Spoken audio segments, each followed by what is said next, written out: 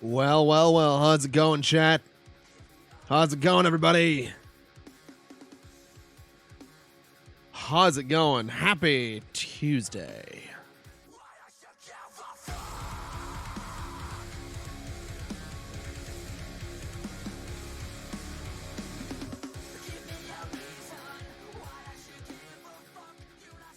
Hopefully we're all doing well. Hopefully all having a good one. Hopefully all having a good one.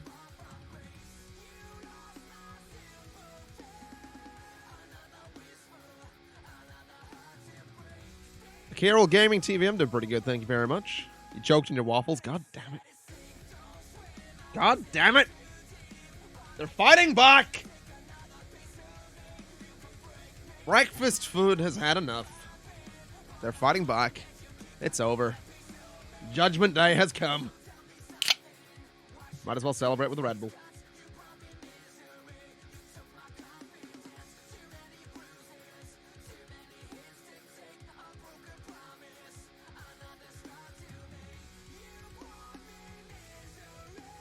For real though, chat.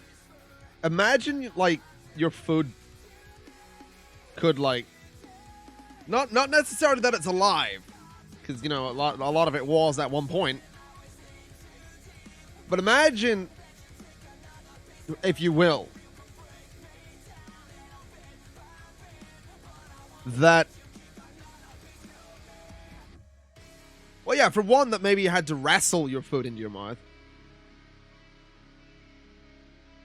But for two, imagine it had a voice. And like the whole time, it's just being really fucking aggressive towards you. Like your fried egg is sitting there, and it's just looking at you with its one yellow eye, and it's just like, "Hey, fuck you!"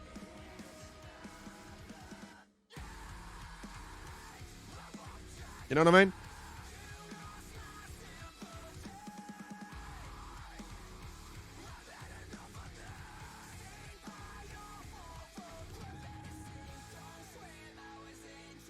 Or like the lasagna that you've just pulled out of the microwave, sitting there not really saying anything, but it's thinking to itself.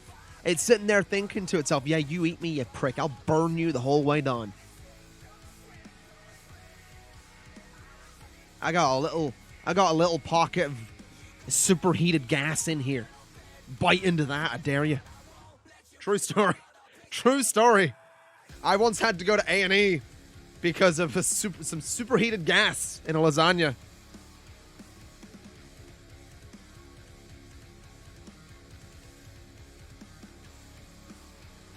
I couldn't taste anything for a month.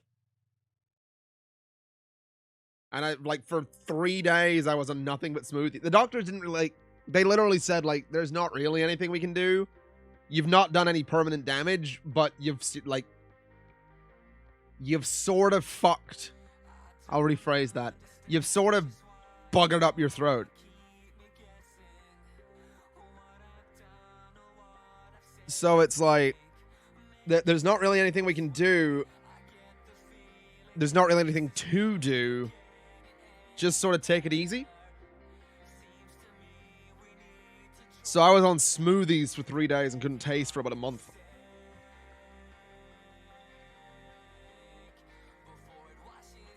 Healthiest 3 days I've ever been.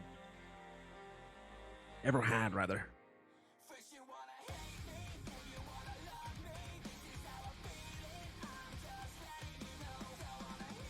Healthiest 3 days I've ever had.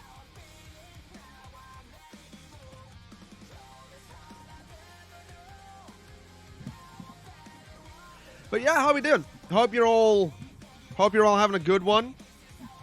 Just as a general tip, if you're gonna have lasagna, right? If you're gonna have lasagna, number one, don't put it in the microwave without piercing. Well, number one, probably don't do microwave lasagna. Number two, pierce the lid in a lot of places. I found that there's a method to it. If your lasagna has a ratio of about like 1 to 2, So it's like one this way, two. So it's like twice as long as it is wide. You want to do like 3 pierces. You keep the ratio, right? So for every one like here, you do like 1, 2, 3, 1, 2, 3, 1, 2, like you should end up with like 6-ish columns of little holes.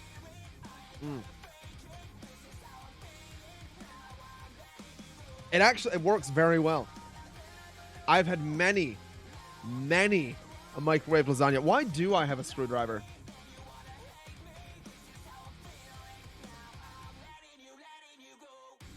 I'm trying to remember what I was doing with this.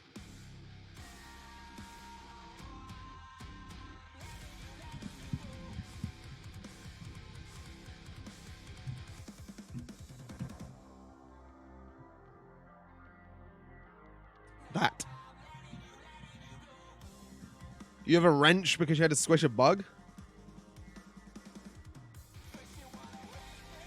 Yeah, I don't use this to pierce lasagna holes.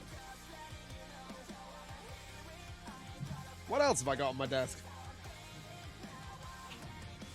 I have a slightly smaller and slightly cleaner screwdriver.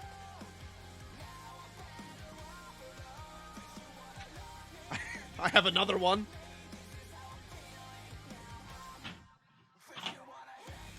I have the makings of a keyboard drawer.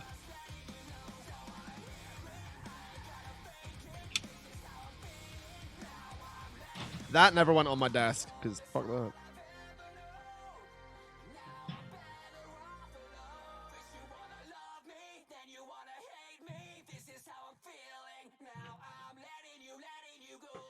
I have some M&S English breakfast tea bags.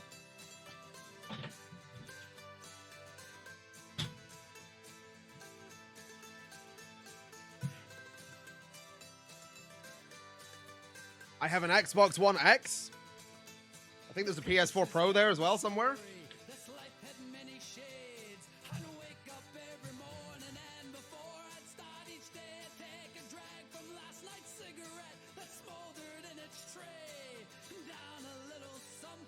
Do I have any other screwdrivers? No, but I do have lip balm. I have organic beeswax lip balms. I only have 3 of them left, though. I used the cherry one. Because, of course, I did. What do we got? We've got... Oh, it's organic as well. Fantastic. Strawberry Bliss.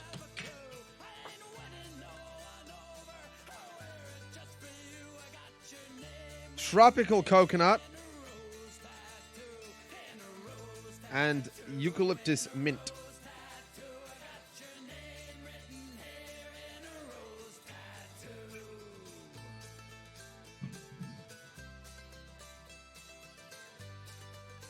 Do they taste nice?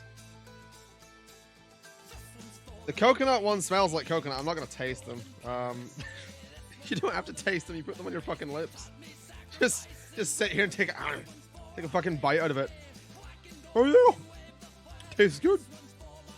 Oh, the mint one smells fucking amazing. I'm going to keep that over there. The strawberry one's a bit meh. The mint one's really good, though. I do have one other thing while we're in the conversation of the shit I have on my desk. Something that I'm really happy about. Any OG Xbox owners in the house? You might remember that.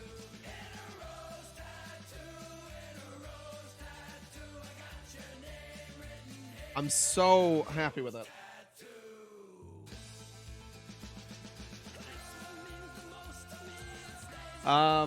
Because so this is the original, the design of the original Xbox controller. It's like a re-release that came out recently. But if you had an OG Xbox, you might remember the startup. What am I reflecting? Oh, myself. You might remember the startup animation for it.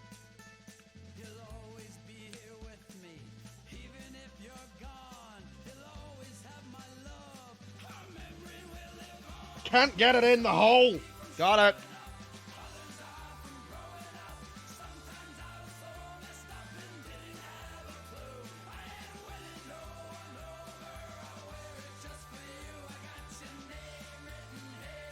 I'm so pleased with this thing. I used it to play Forza. That was a weird experience. I want to use it to play the Halo 5 Forge thing on PC because Halo and the OG Xbox controller are just amazing.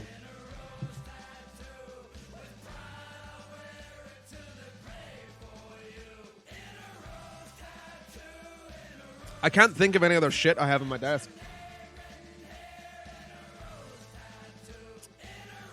So I guess I'll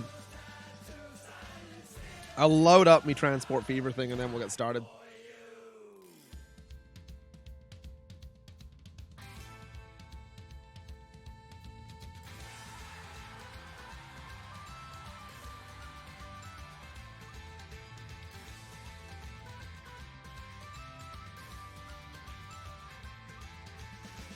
I do have a self-destruct button for my TARDIS back there, though.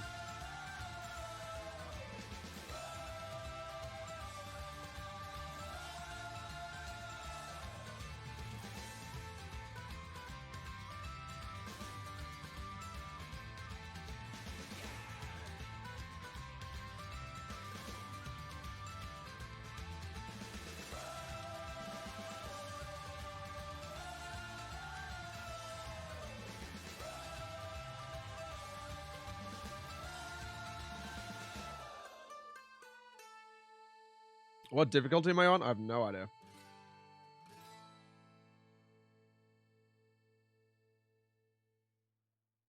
I'm through with standing in line. The clubs I'll never get in. It's like the bottom of the ninth, and I'm never gonna win this. Life hasn't turned out quite the way I want it to be.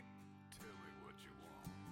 I want a brand new house on an episode of Cribs and a bathroom I can play baseball in, and a king size tub big enough for 10 plus me. So what you need? I'll need a credit card that's got no limit and a big black chain with a bedroom in it. Gonna join the Mile High Club at 37,000 feet. Been done. I want a new tour bus full of old guitars. Mine star on Hollywood Boulevard. Somewhere between Cher and James Dean is fine for me. So how you gonna do it?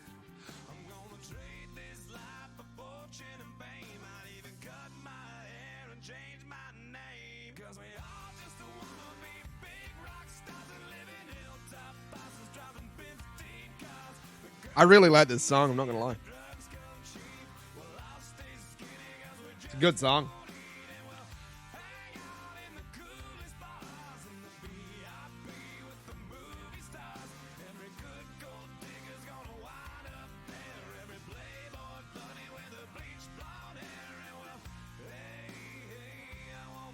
It's a good song. Tell you what, we'll get started with this in a minute. Once the song's done. So we'll pause it. I said we'll pause it. I said we'll pause it. Because we have some work to do with all this nonsense anyway. But for the time being, while we're waiting for the next 2 minutes for the song to end, how we doing? How goes it?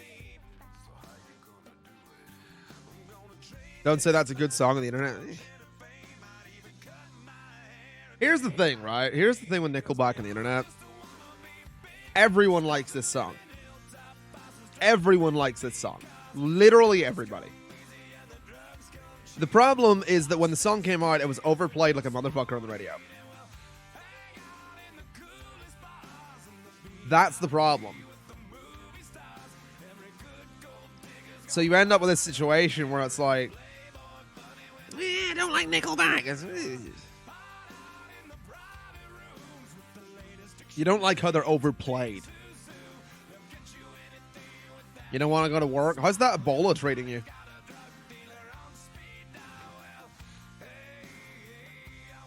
Congratulations on your new arrival.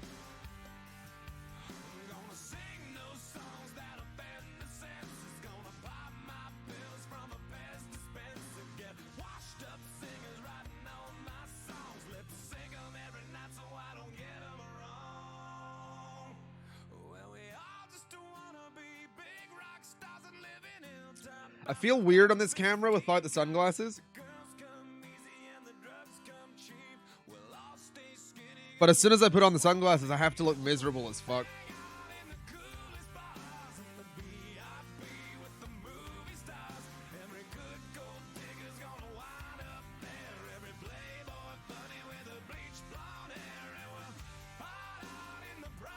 Non-carbonated Red Bull.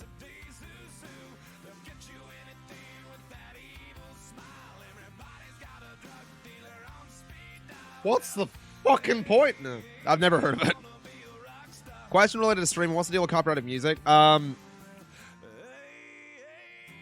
Copyrighted music will basically just result in your stream getting muted. I think as long as it is just background music, you're fine. Uploading it to YouTube, it'll get... Ruben? Ruben! Never around. Never around when it's...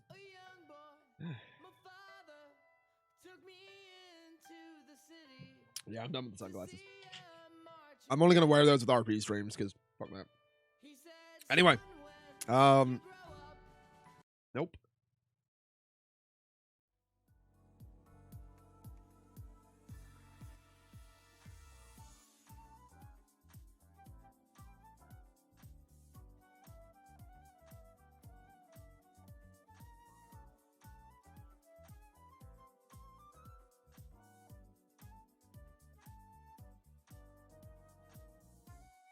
Dr. Disrespect cosplay soon. I mean, I've got the body armor.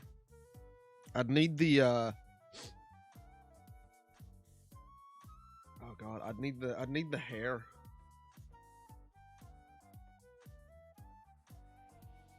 I only drink it when role playing. No, I'm only gonna wear these when role playing.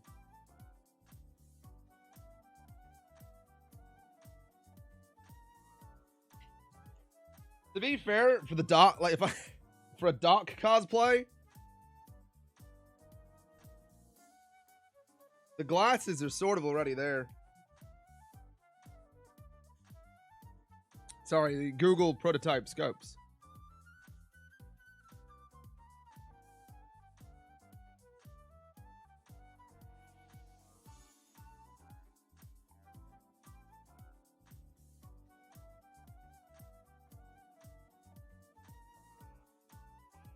You have a trapped sneeze.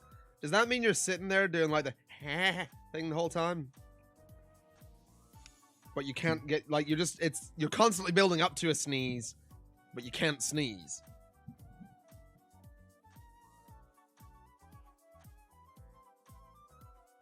DD asking the real questions here. Why did the Shrek producers think that Donkey and Dragon would ever work?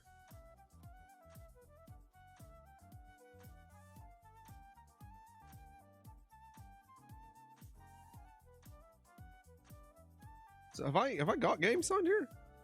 Apparently I do. All right.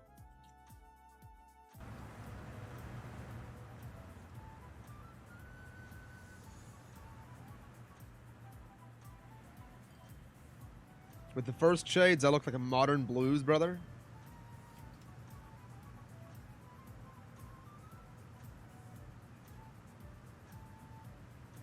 I'll take it.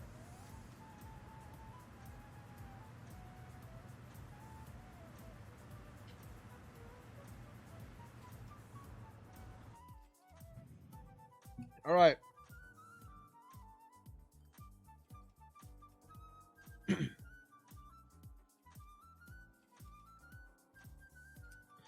So, I'm just noticing we have a lot of people to move by train. And if I remember right, we don't actually... Oh, that... The plane going up over the railroad, that's dangerous right there. I realize the planes have to take off, otherwise they go into those houses.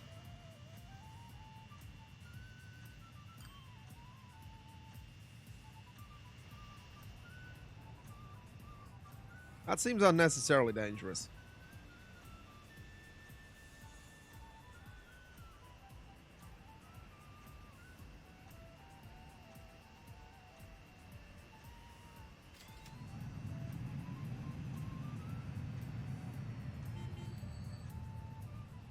The double dead car, right.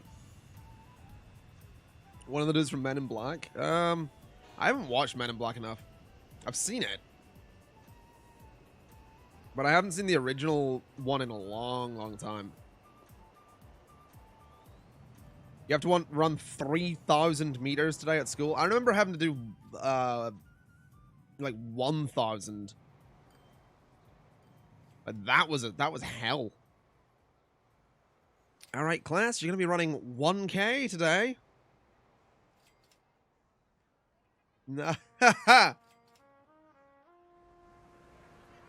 Sorry, I seem to have forgotten my PE kit. Oh, that's fine. You can borrow one of the nasty-ass PE kits that former students left here. And that, kids, is the story of how I caught Ebola.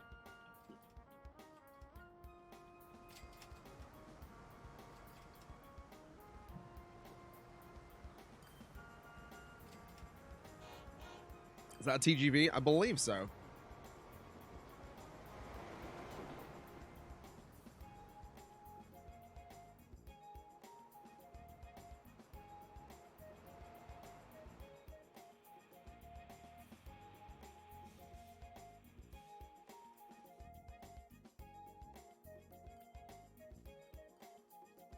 I really need to get more, I need to get another train.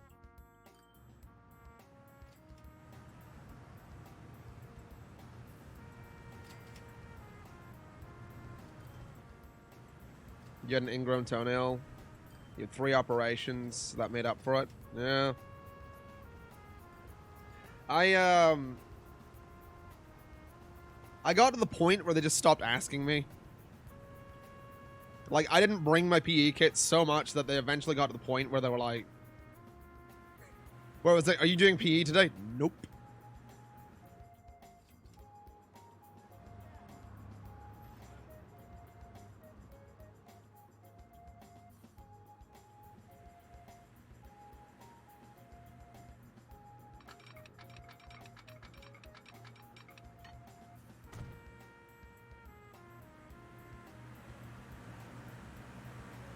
Riders TV, thank you very much, man. I appreciate that. Hope you enjoy your stay. What's the PE kit? Physical education. So like shorts, t-shirt kind of thing. Any games I could recommend for 30 quid? Transport Fever. I think it's less than 30. I would imagine so.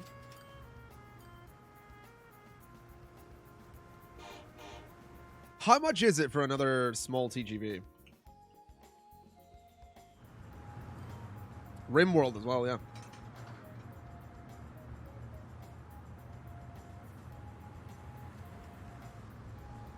$28.8 million.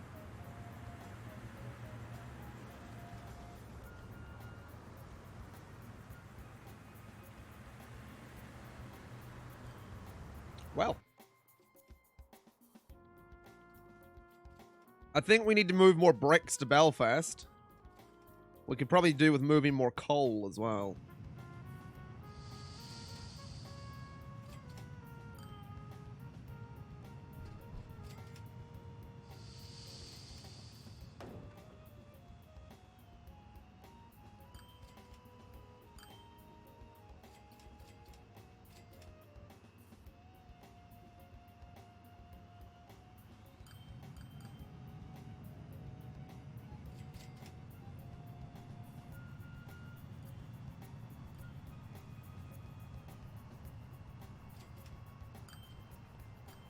Bricks to Belfast. We'll get those moving on. I think I need to upgrade all the lines as well. Because I think all of our transport lines are using the old trucks. Replace the TGV for the double-decker? Maybe. Maybe. Yeah, these all need updated. We're not going to do colors on these. This is brakes. That's fine. How much to replace all of those? 4.8 million? Then cold steel is going to be the same. I hate this process. I really, really dislike the process of moving all this shit around like this. I really wish there was a way to sort of automatically do it.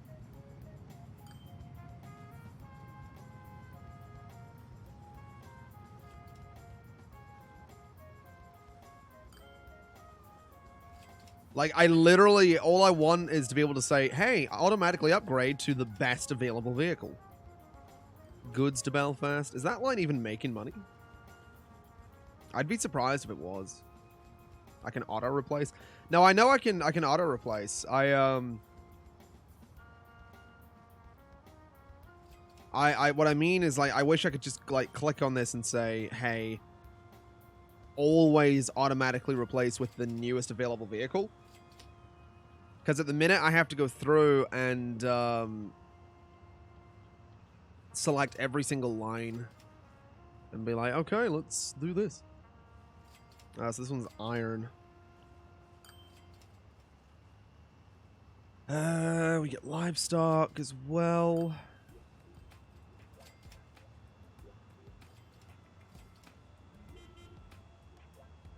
How many difficulties does it have? It's like easy, medium, hard, I think. Ooh. Of course we literally just got the 40-ton truck.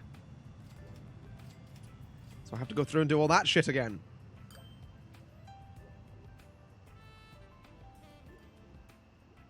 I'm not salty, you're salty.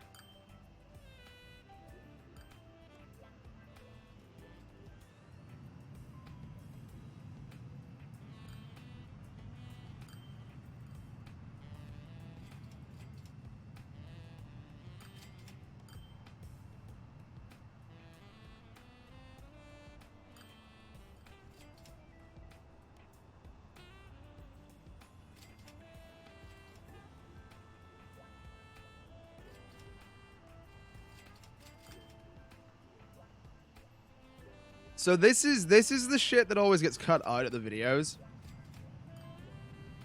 Like every time people are like, "Let's don't cut so much out of Transport Fever." They always sound like that, I think. But it's always like DLC 1 for Far Cry come out today. I need to finish that. We've got like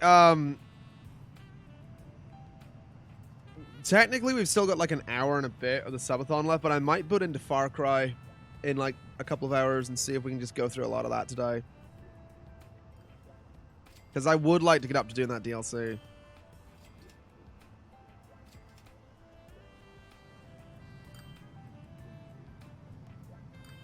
I'd need to work out the auto ducking software on the fly though, because I still haven't done that.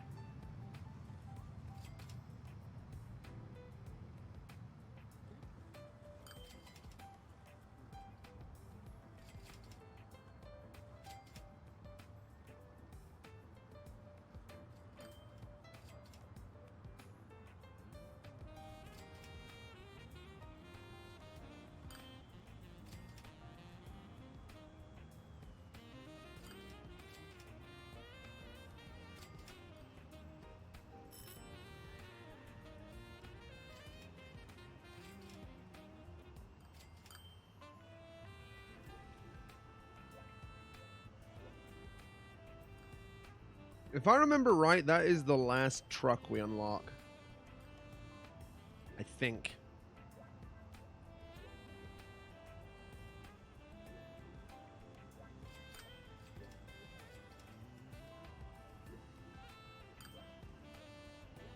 I might be wrong on that.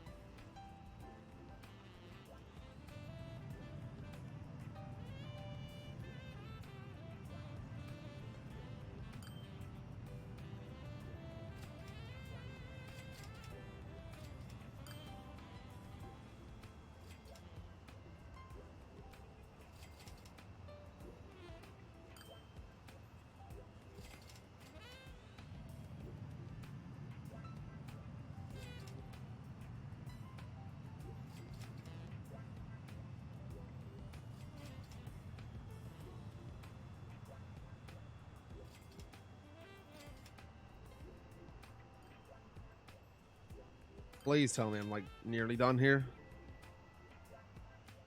Very nearly.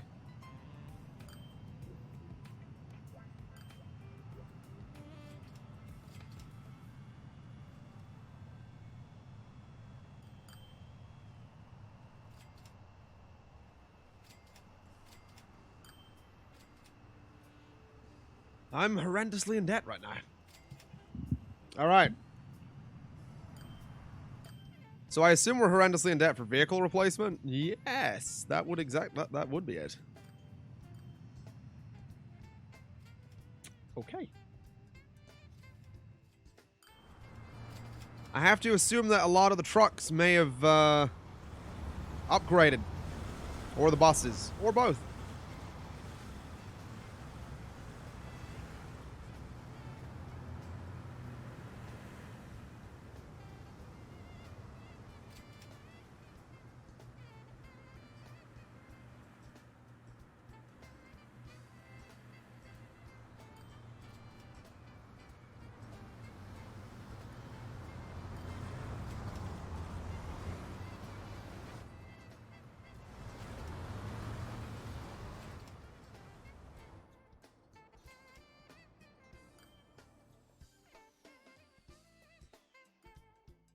I feel like we're on the brink of making really good money. PE was just shit. I hated PE. I really didn't like, because here's the thing, that I understand getting kids to sort of be active and all that. But the only part of PE I liked was actually going to the gym. That was it. I liked going to the gym. Because the gym was literally like, you know, the gym was the one point, because the PE teachers in my school were like, they were decent enough. One of them was a knob, but the one I had for the most part was pretty good. And he's the one that eventually stopped fucking caring that I didn't want to do PE. And I remember, like, I think in one of the parents' evenings, he talked to my grandparents and was like, when he does PE, you know, he does try, you know, he does what he can. It's clear that he's not, you know, interested in sport and actually be, you know, playing football or playing whatever, right? It's clear he doesn't want to do that. And, you know, as long as he does the bare minimum, basically, so what is required, then it's fine. So he basically got it. He was like, look, there's no point forcing someone to, like, do this shit if they're not interested. And, yeah, I was quite happy with that, honestly, myself. And I kind of really respected that as well. I really, really respected the fact that it was just like, he kind of just went like, you know, fuck it. You know, if you don't want to do it, you know, we're not going to try and force you to be doing PE. But it was like the gym for me, it was just, I really, really enjoyed it because it's like, the teacher we had was just like, look, I know you've all got phones, because that was the thing. It's like, you're not allowed a phone in school. Like, I know you've all got phones, so, you know, go get your phone, put in your headphones, and just do your set or whatever at the gym. And I'm like, fucking right.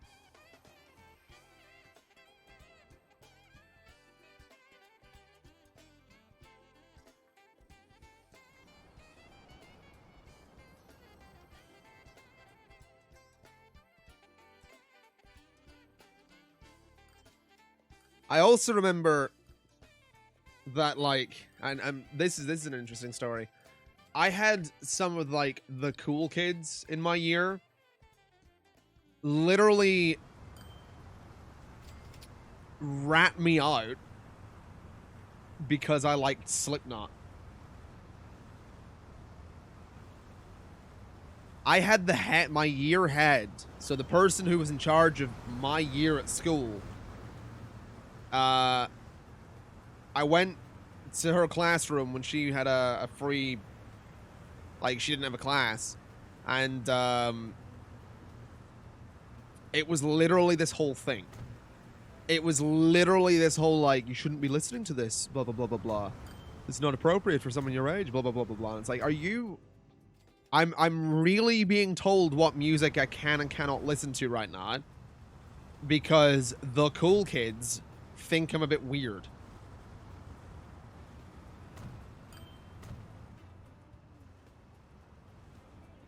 Like, I'm being told this, and we're not going to talk about the fact that the cool kids are every fucking lunchtime going behind the sports hole and like, so the group of like 20 cool kids, 20 to 40 of them. There was a lot of them. They were all from the country, so they were all probably like, if you get what I mean.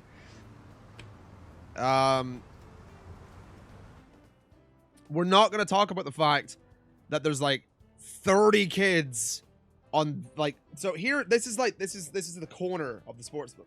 I need something. What the fuck?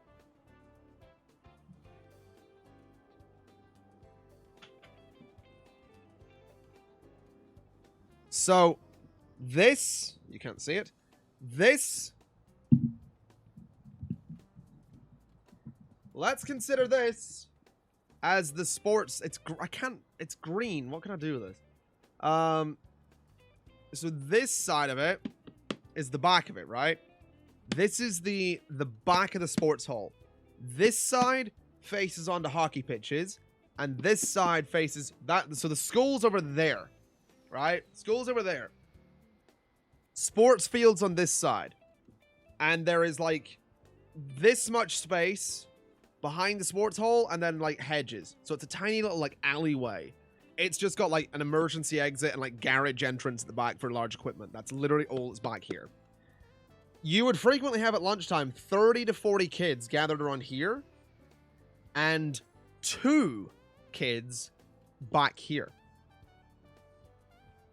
And they'd be doing whatever, and I mean whatever, all the time. And it was always 2 different kids. Always two different people. But they'd be back here doing whatever. I remember very keenly the biggest fucking knob in that come out wrong. The biggest fucking dickhead in my year was in this group at one point. And I remember he walked from here to here, looked down here, and turned around, and I shit you not, was bouncing doing this, like knees way up doing this as he ran away, going, I saw their tongues! No shit. I remember that. And that is the fucking moment when I went, you know what? I'm glad I'm not one of these people, because they're fucking weird. I'm the weird kid because I like Slipknot. There are 40 of you watching these two make out. There are 40 of you watching these two make out. And I'm the weird one. And that kid, that one that's like, I saw there's, that's the one that went to my year head and was like, he likes Slipknot. He likes the devil music. That's the kid that ratted me out for liking Slipknot.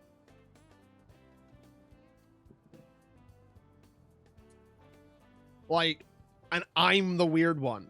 I'm the one that is talking to the head of my year because I like Slipknot when these kids are doing whatever they're doing behind the sports hall and are being watched by 40. And I'm the weird one.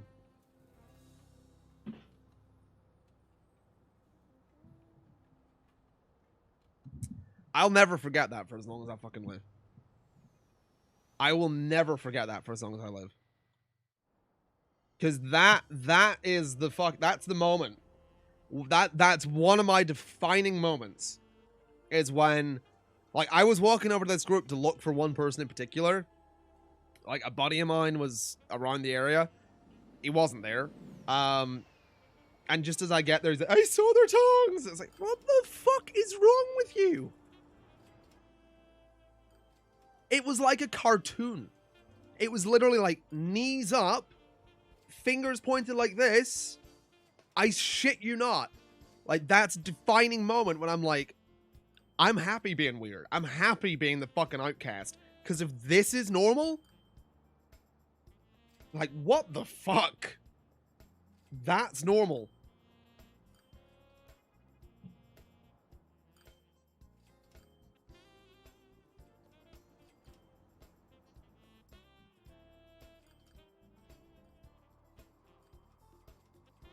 And this is the school that was like, this is the school that's like, your hair can't be longer than your collar. Boys must be clean shaven. Our principal had the biggest fucking beard. Boys have to have this. Your hairstyle cannot be fashionable. You shouldn't follow trends. So that was, don't dye your hair, which mine was jet black. Don't have your hair down below your collar. Mine was down to here. Girls can't have, girls' hair must be neat and respectable. And it's like... So it was literally, I remember a girl almost getting suspended in the year above me. She shaved the side of her head. And it was like, she shaved it and then would have her hair over that way. So you wouldn't even see it. You wouldn't even see it. She got in shit for that. And I thought to myself for a minute, what if something like, what if she needed to like have, if you have surgery on your brain, they don't do it anymore, but 10 years ago they did. They would like shave your head. What then? Would she have gotten shit for that? Probably not, but it's an issue because she did it herself. It was, your shirt must be tucked in at all times. Your top button must be done at all times. Yeah. Let me tell you something, chap. My shirt, fit me very well. I was in better shape back then than I am now. I was a lot smaller. The only part that didn't work was me neck. Because I have a really large skull.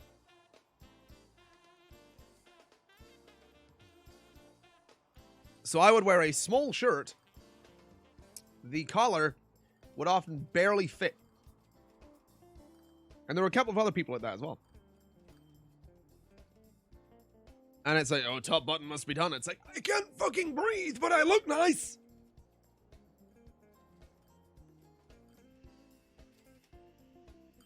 I'm about to pass out, but I look respectable. Throw me in the coffin. I've got my suit already.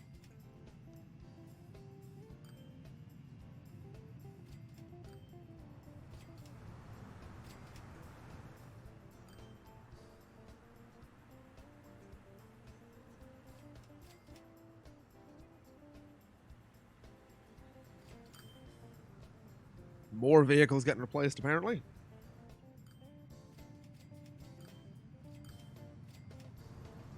I remember... So, if any of you have seen my guitars and shit, I've got that white one, the V. What trains do I have? I've just got a TGV right now. I'm waiting on my money coming in. But all the vehicles are still updating, so it's taking a while. I remember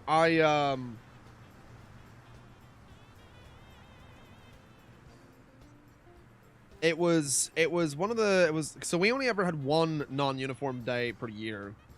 And it was a day where they had like events and shit going on, and like you didn't have class. You could sort of do whatever you wanted. So one year, me and a bunch of buds took in our guitars and basically just had like, we went into one of the math classrooms and eventually went to the main hall because it wasn't being used. And we just played metal all day. We just played heavy fucking metal all day. And my white guitar, the Jackson V1, it's a Matt Tuck signature Jackson. You cannot buy it anymore. It was extremely limited at the time I got it. It's even more so now. It cost about £1,500. And that, I'm not saying that for bragging rights. I'm saying that because I took it into school.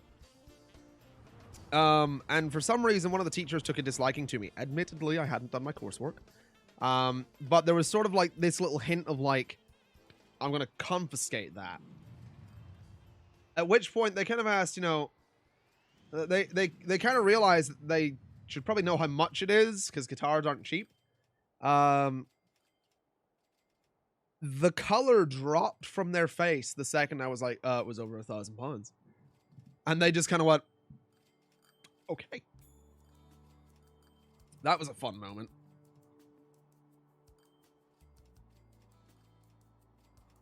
That was a really fun moment. I just went and played Metal again for the rest of the day. Didn't go to any of the events. Didn't do anything. Just played Metal all day. Also, we have so many more vehicles still needing replaced.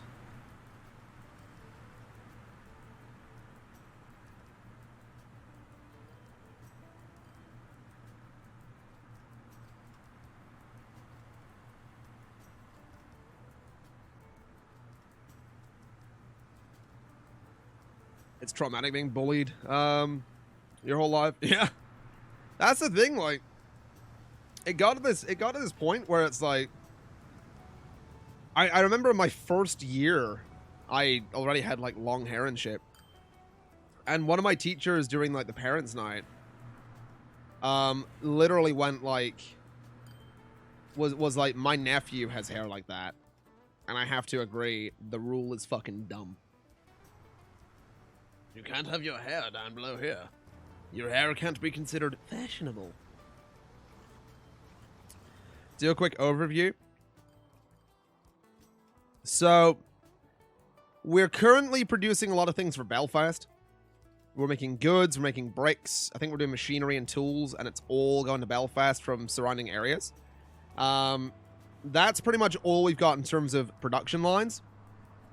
In terms of buses, we have bus lines going from one city to another, and within that city there's a loop. So what you can do is you get on a bus, say you're on the far side of Belfast, you get on a bus there, you get on the loop, you go to this station in Belfast, you transfer to a bus line that'll take you to the next city, you go around the loop in that city, get off at this station, you can transfer to a bus for the next city. So it's this constant like changing lines to go from city to city. There is also an express line that goes from Belfast to Dublin. And we have a loop down here as well. We also have some buses go over towards Cork, as well as one train line that will go from Cork sort of up the west coast at the minute. There's not a lot of bus connections out here, and we do need more trains, but because all the vehicles are updating, yeah. Want to know what an asshole does in the subathon? 10,000 bits and a $100 donation and a 3-year sub. That would add hours. Yeah. Yeah, you're not wrong. Oh, we got a new bus. The Volvo 5000. I guess we're going to be upgrading our buses again.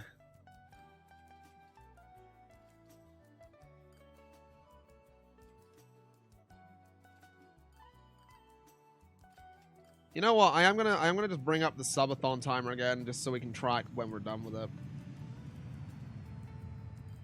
Because we had an hour 40 minutes left from yesterday.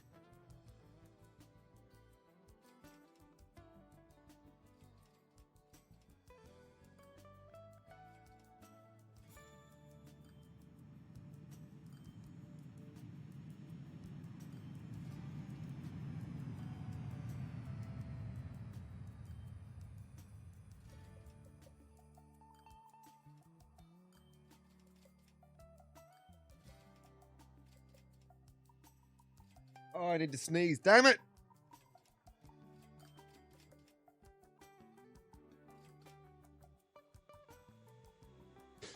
Yeah.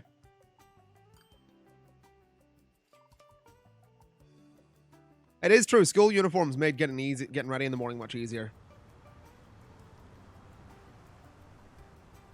That is one thing I liked about them.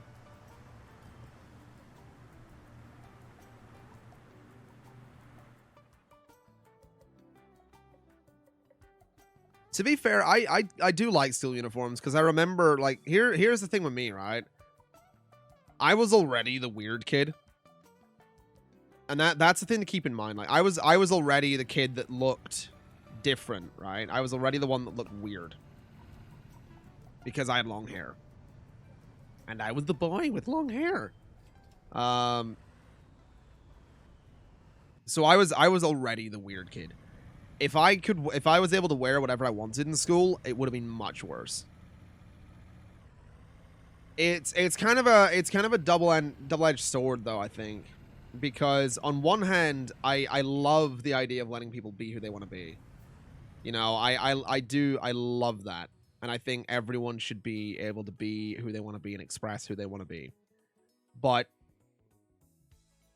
I don't know if like school kids can be really horrible. And I know that from firsthand experience that kids in school can be really fucking horrible. So it's like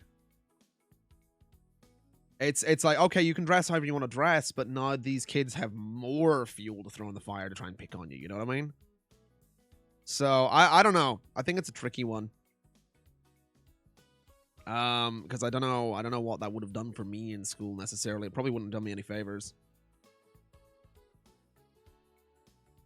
But it's like at the same time, it was always weird in my school because they always had these these talks and these statements and shit like, you know, be who you want to be, express yourself how you want to express yourself, but wear our uniform, your hair has to be up to here, girls can't wear makeup, can't be fashionable, no colored hair, no this, no that, no other, no jewelry, no ears pierced, no lipstick, no fucking eyeliner, no nothing. Don't paint your nails, take that makeup off, shoes have to be black, socks up to here, top button has to be on, shirt tucked in, wear your jumper, wear your blazer, wear your tie, have it nice and tight up here. But be yourself! You know what I mean?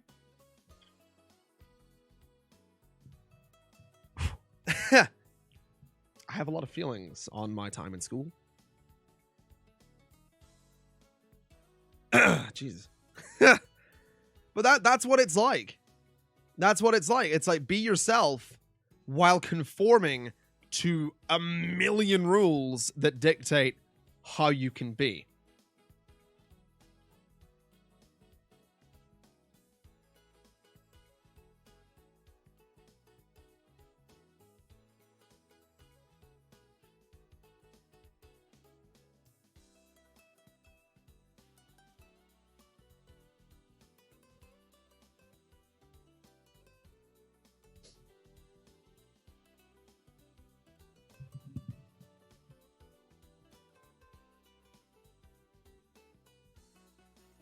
Maybe that's why society feels it's more conformist than anything. It is a little bit. I think, so if we really want to get into that topic of why, like, society just sort of conforms to shit, like, to be completely honest, it's because of the internet. Like, you go on the internet, and it's like, oh, there's a beheading. And eventually you kind of get to the point, and yeah, right? Eventually you get to the point where you're like, you aren't surprised by anything. You know what I mean? Because you see all this shit. And it's nothing surprises you anymore. So you get kind of like, you don't really react. So eventually you get to this point where like, oh, there's terrible things happening in the world again. Oh, what a surprise. And that's literally the reaction. What a surprise. Shit's happening again.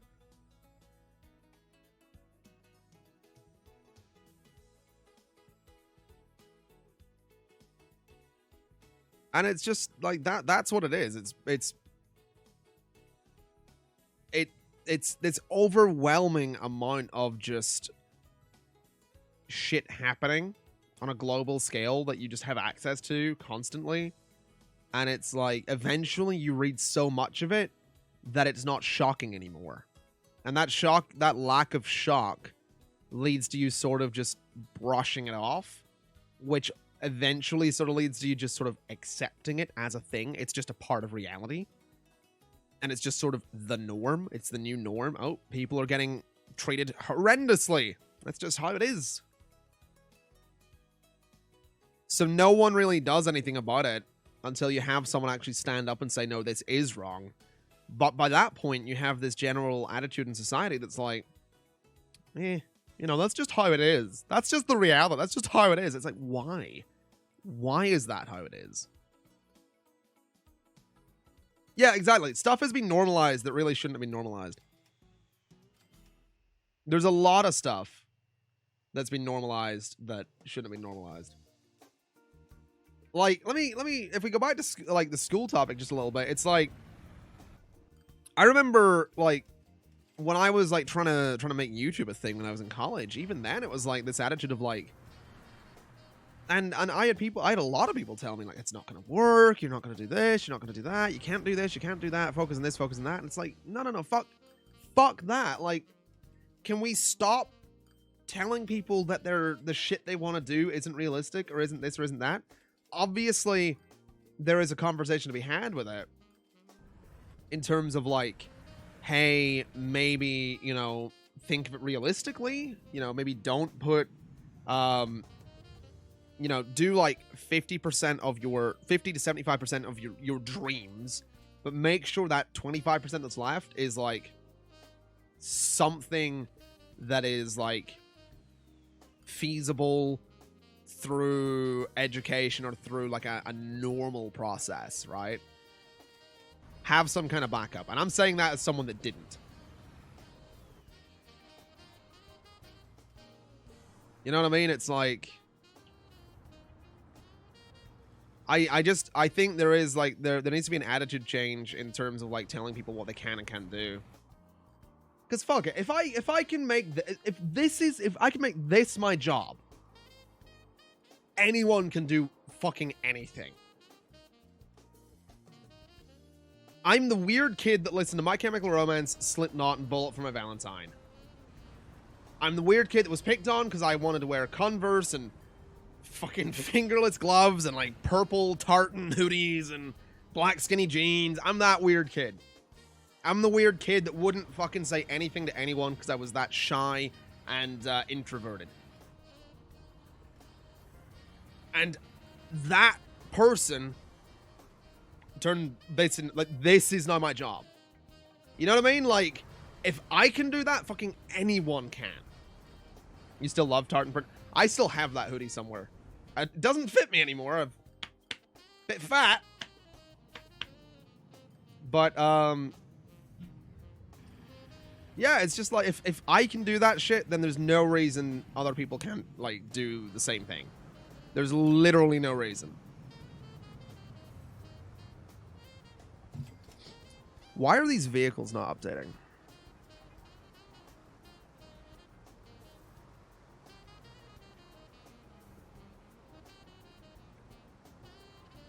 Yeah, whatever.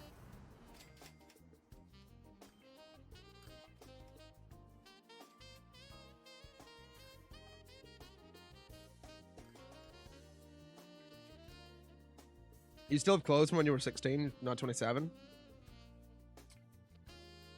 I think I got that purple hoodie when I was about 15. So I'll have had it almost, I've had it about 9 years. I still somewhere I have a hoodie I got when I was 13 and it still fits me. But because I was 13 and emo, I chewed, you know, little holes in the cuffs to put my thumb through. Because no company at the time had made the hoodies with the holes specifically for your thumb.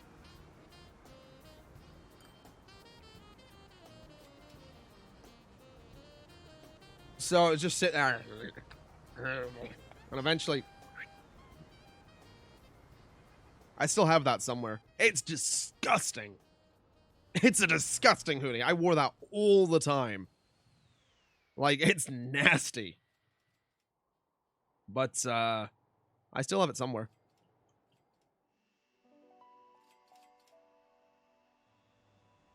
Man, I'm not gonna make money in this for a while because vehicles are constantly upgrading.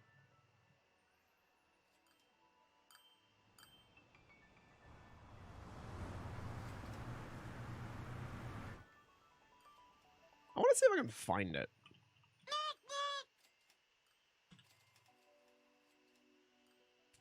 Gray emo hoodie.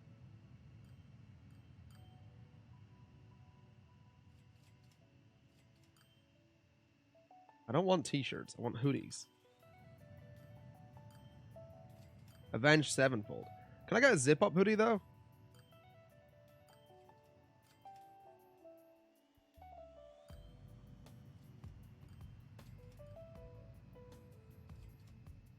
Whatever. Massacre coming in with that Prime. Thank you very much. Thank you very, very much for the Prime. I keep trying to look at this camera. I keep looking up here. And it's weird because we're not using that camera. But thank you very much for the Prime. Appreciate you. I think it added on to this, which is a problem. We're going to need to fix that so that we don't add on to the subathon.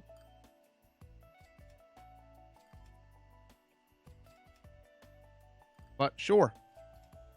Thank you very much.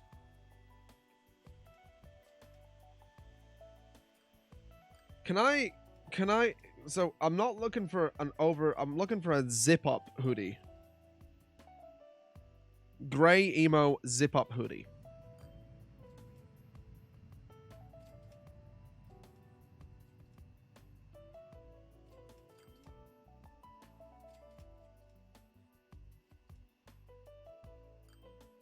No, that's a Black Parade jacket. Oh, did anyone else want one of those? Did anyone else go through that emo phase where you wanted the Black Parade jacket? I still want one. I'm pretty sure MCR actually released, yeah, the 10th anniversary jacket. Yeah, limited edition, the Black Parade 10-year jacket. It's $100. That's tempting.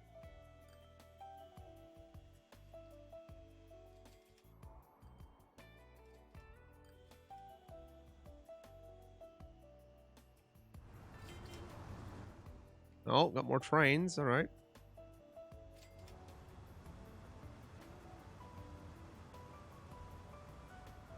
These new vehicles are just like ruining me right now.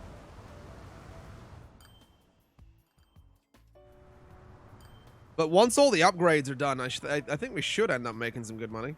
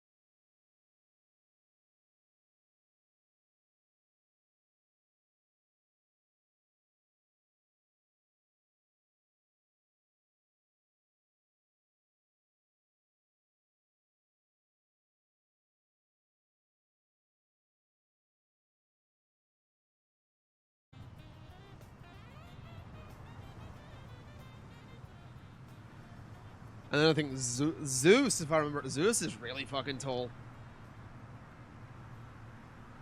Oh no, Zeus is a bit taller than both of us. And then I think, if I remember right, I've never met Genie, but I think Genie's like fucking taller than all of us.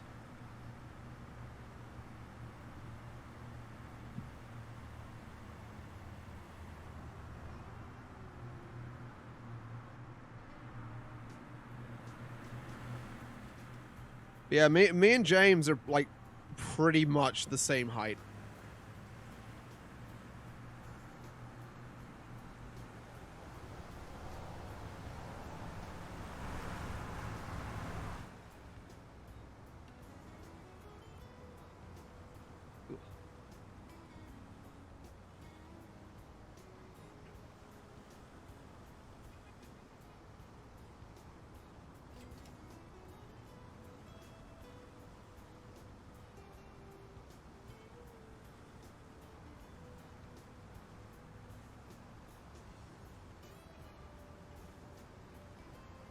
Chat. I brought chocolate out here.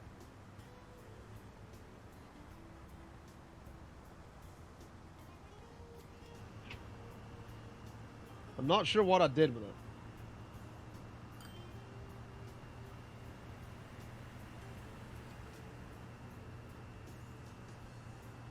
Oh, it's in the hole. Never mind then.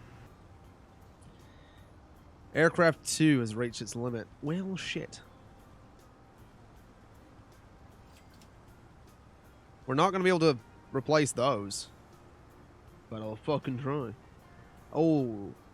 I want to replace it with a Concorde. Only 24 passengers, though. 55 on the 757. The A320 is kind of appropriate. Twitch cushion's better than chocolate currently. I have 2 of these. They're actually really comfortable.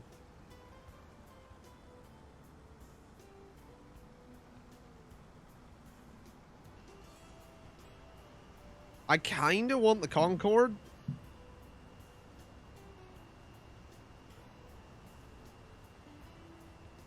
But the top speed is not really useful. And I think the A320 would be more appropriate for Belfast to Cork.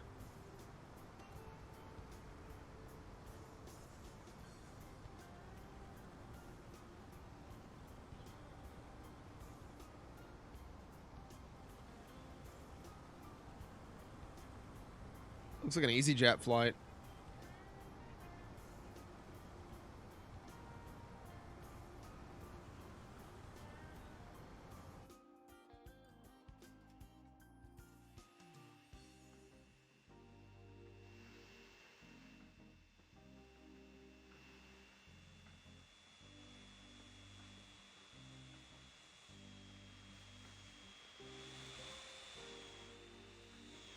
It's weird seeing planes come in like this.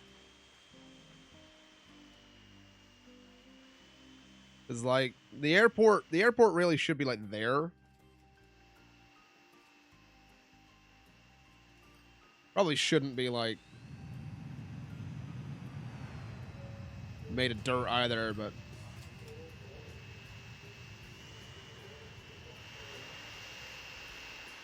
probably shouldn't have the planes covered in shit either.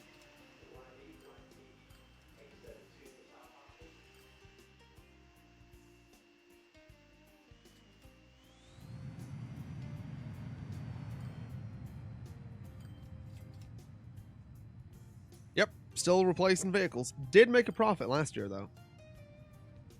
So I guess we're getting close to the point where we're going to eventually start making money.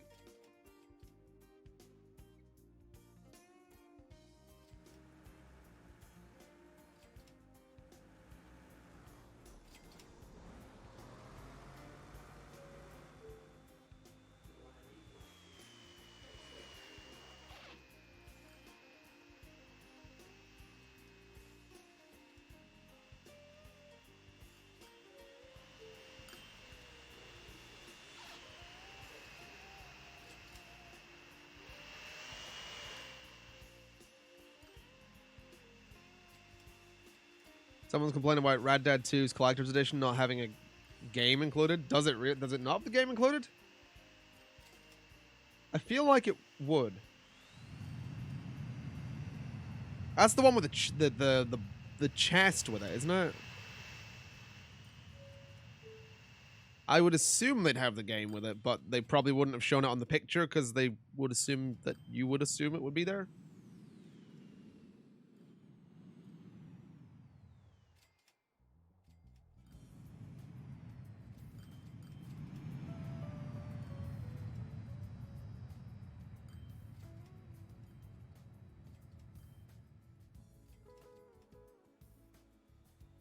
Wait, what are we talking about here with like buddies? We talking about like we talking about putting chips in bread? Yeah, buddy equals sandwich. Yeah. Like a chip buddy.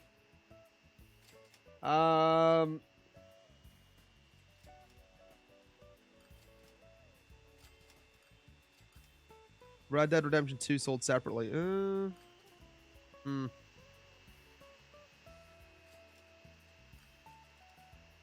We do that later? Yeah, we can do that later. You still have Operation Genesis in your desk drawer. I want to get Operation Genesis working on my PC, but number one, I don't know where my copy of it is, and number two, it doesn't have a fucking disk drive.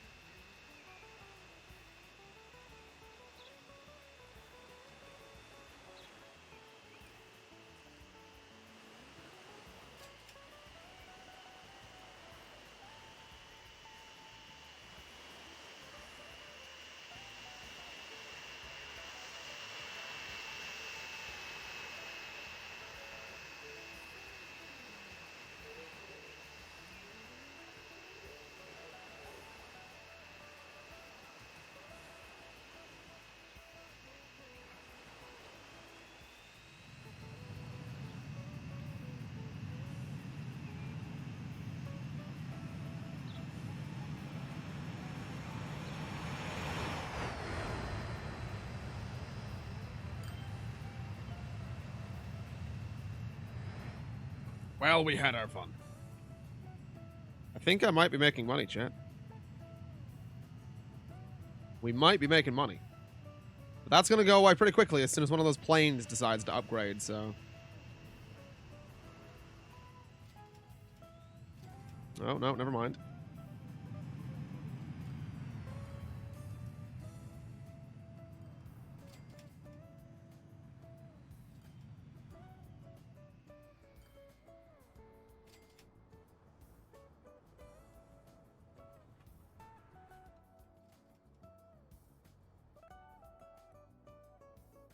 So, chat, do you want to know a secret about today?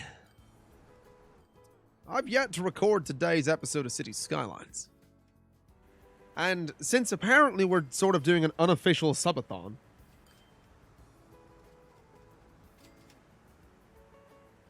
it's going to be up to... Can't believe I'm saying that. It's going to be up to all of you to decide whether or not that episode gets done. Just as an FYI. Like, we're going to be streaming for a while anyway. But You know, like just throwing that out there. Like I'm not gonna just wrap the stream up in an hour and 20. So don't worry about that.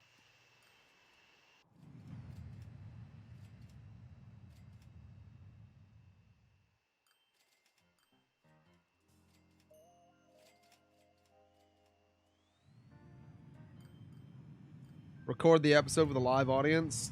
God, no.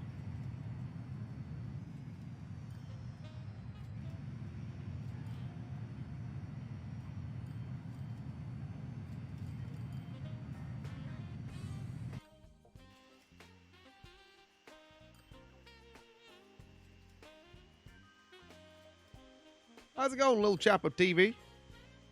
Record how I would, but ignore chat? Nah. Defeats the point. Can you imagine how salty people would be if I did a Cities episode live?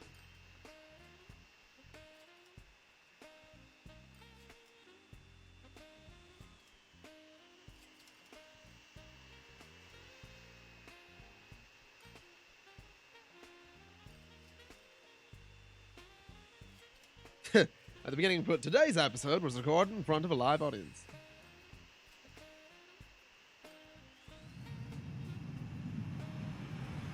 This episode of City Skylines was recorded in front of a live audience. People be so salty. Why are you streaming on Twitch?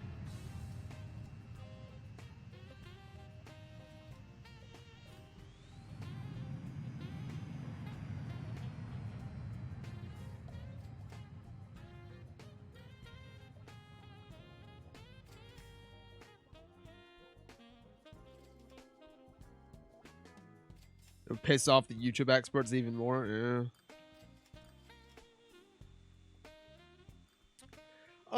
I don't know if you've noticed, but your Thrones of Britannia videos only get like 2,000 views. City Skylines gets like 20,000 views. Why are you playing Thrones of Britannia? You could post 2 City Skylines videos in a day and get like 40,000 views. Really? Really? I hadn't fucking noticed. Fucking Christ. How could I not notice these kind of things? What kind of YouTuber am I that doesn't pay attention to the analytics? Like, Jesus. I'm terrible. The worst. Literally the worst kind of person. You should all subscribe with Twitch Prime, which you can do by going to twitch.amazon.com/prime.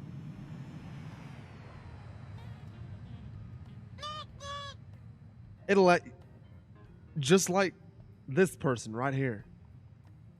You can go to twitch.amazon.com/prime. You can sub for free. Getting you the same perks as a tier 1 sub. You'll get access to sub-only chat. You'll be exempt from slow mode. And hell, you get a lot of cool emotes too, don't you? I'm just gonna button that back up before I get banned. Twitch.amazon.com/prime. You know you want to.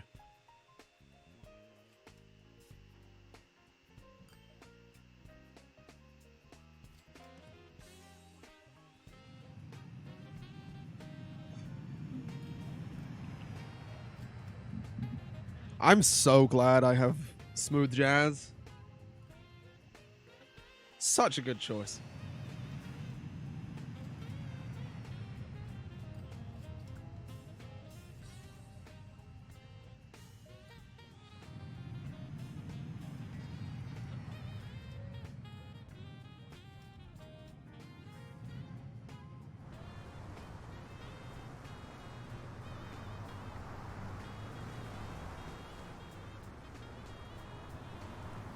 You woke up singing Bullet for My Valentine. It's 9 a.m.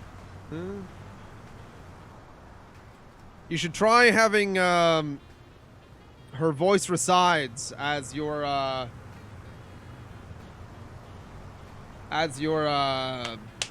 alarm clock.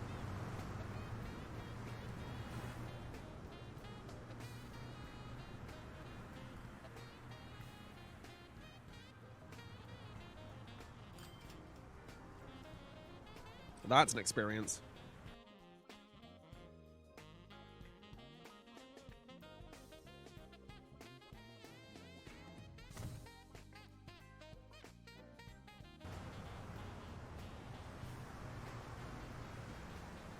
Especially if you have the intro off of...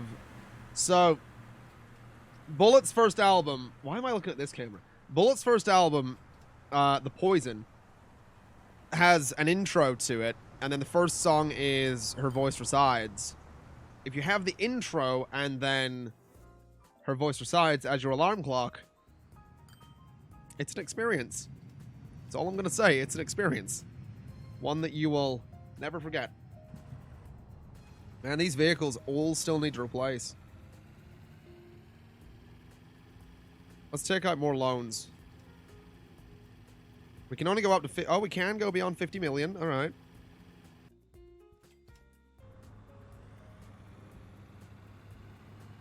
I think we can go to 100 million.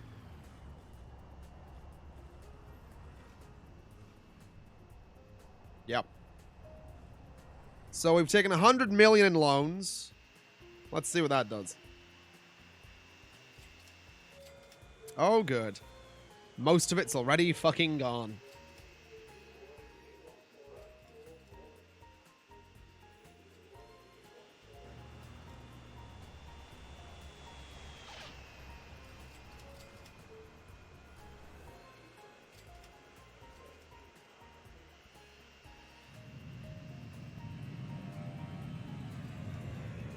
I like that they got the actual sound of the engines there.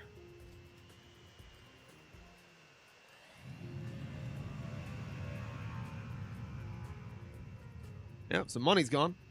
How's it going, bidding more? Good to see you.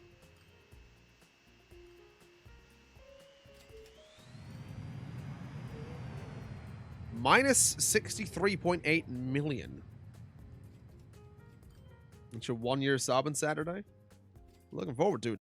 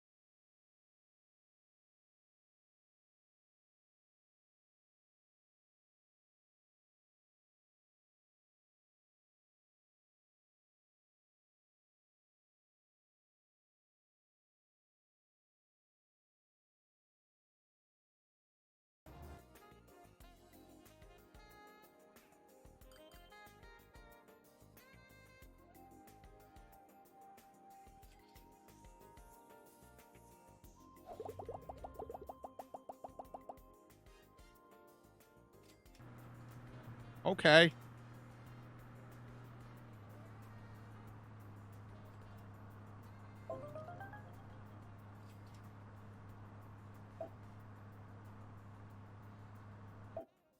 I don't know how to play Minesweeper. Yes.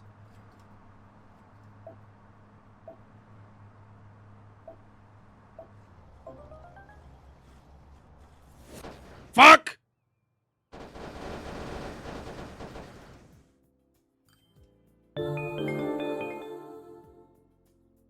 Why? Why is that so loud?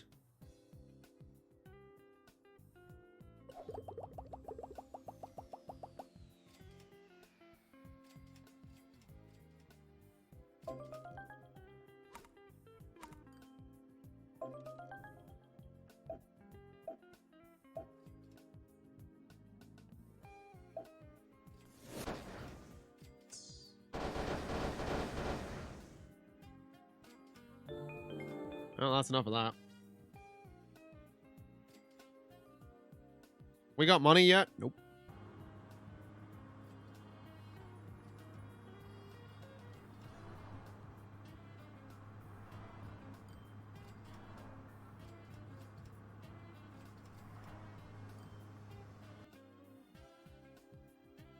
The vehicles aren't upgrading anymore, though, which is nice.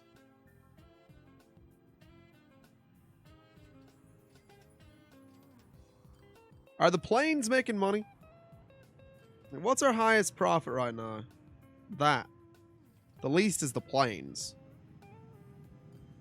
So what if we fucking sell you? And maybe sell you as well.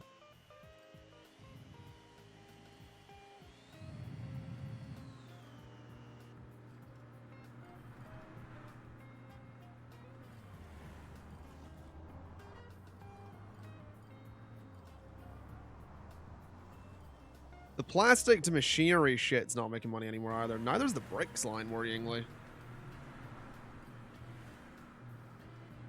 Can you hire mechanics? No, the issue is basically just like the vehicles are old. That's the thing with them. Vehicles have a lifespan and they are just old. And a lot of my lines just aren't making money.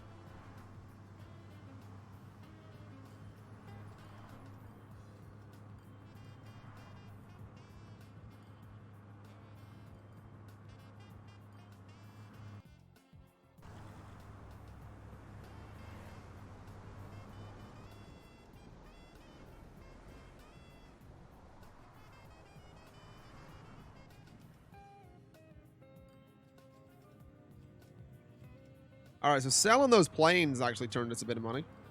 But then we had to, you know, spend 25.6 million running everything else.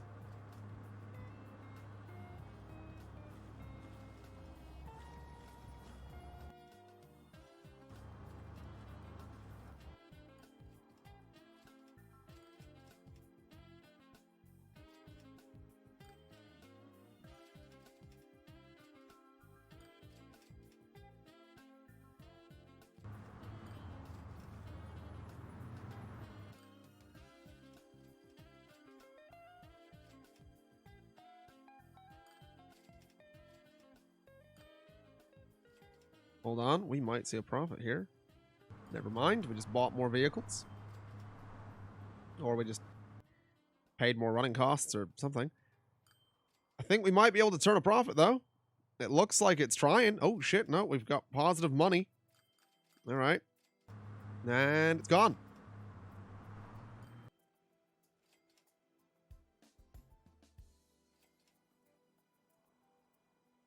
If I'm losing money on a line, is it needed for a later step? Most of the lines are, that's the thing. Like pure oil to plastic, and the plastic's used in making machinery.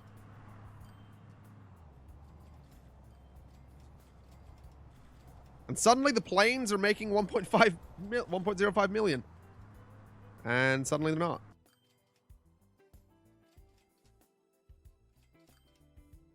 The train isn't making money at all, but I don't think I want to sell it. Although maybe, I guess we should just get rid of the train. It will make us a good bit of money, so let's just fuck that off. We'll sell the train and we'll get that train line back up at some point. I know I've got 1.5 million a year on loan interest as well. We'll clear that out at some point.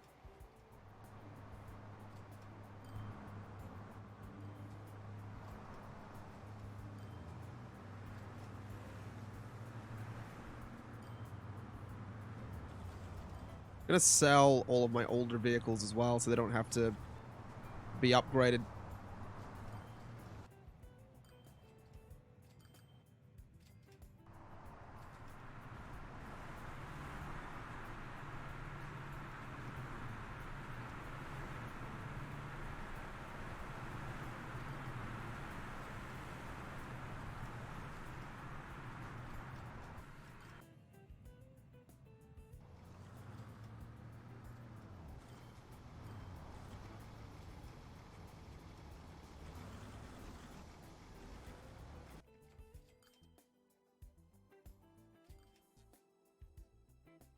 So none of those have been upgraded yet. We can't sell all of those.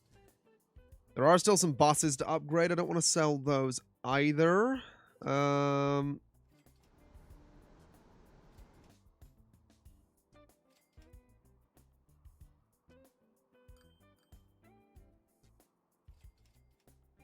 Probably worth selling one of those.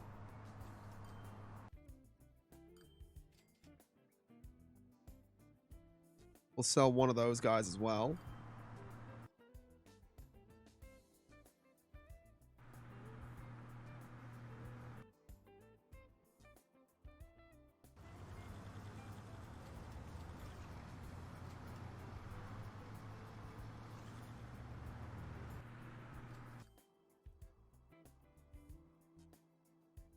All right. Okay.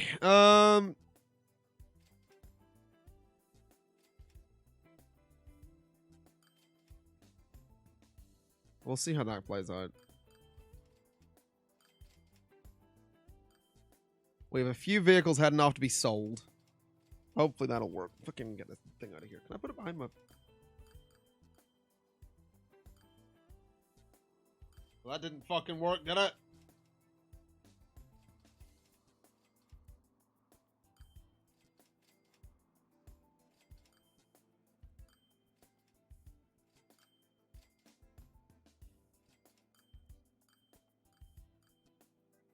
You know, on one hand, chat, I really enjoy this chair. On another, it's horrible for my posture. I'll fully admit, though, I got my feet up. I'm kind of comfortable. From this angle, though, that's not so bad.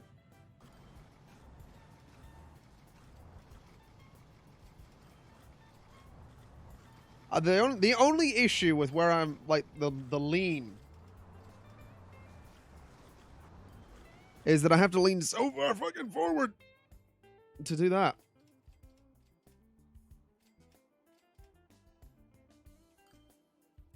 Lean boys. Yeah.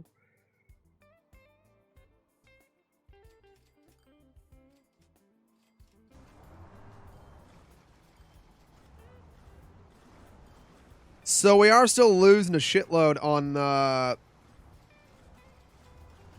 this line. I think maybe a few of these trucks need to go. Let's try and sell half of them.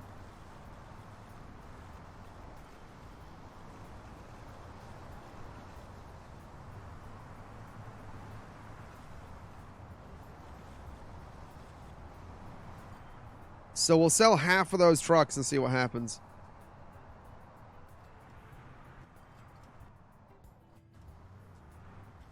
Sell 3 of those, sell 2 of those.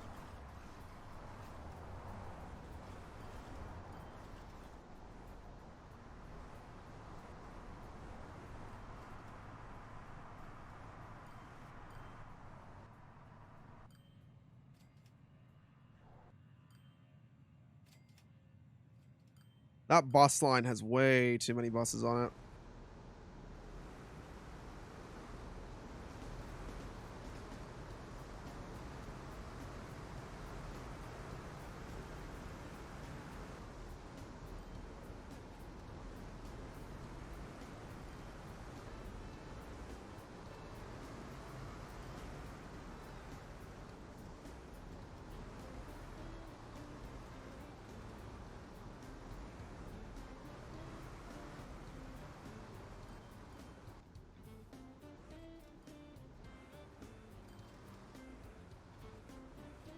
All right, so that should help that a little bit. The Belfast Dublin Express could probably lose maybe 5 buses.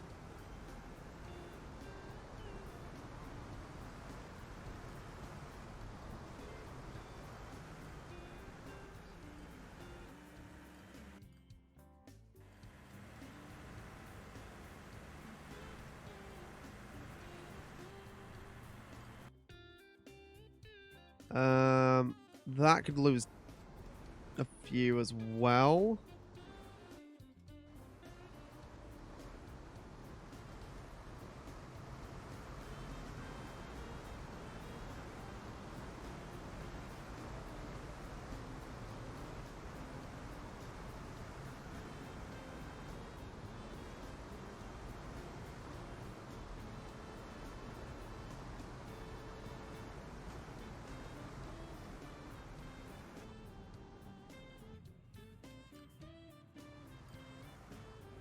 There we go. All right, so that'll hopefully save us a little bit of money. The planes are actually making money, which is nice.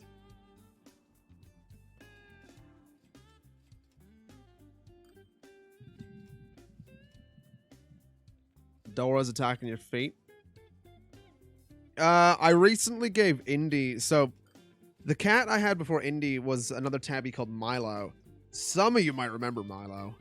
Milo ran away, but Milo had this toy that was like a little toy teddy horse thing that he would beat the shit out of and just carry around with him everywhere. This was when, like, Milo was, I think it was about a year old when he went missing. But Milo would carry it around sort of the way a cat would carry, like a mother cat would carry her kitten. Indy has started doing that, and he is like 3.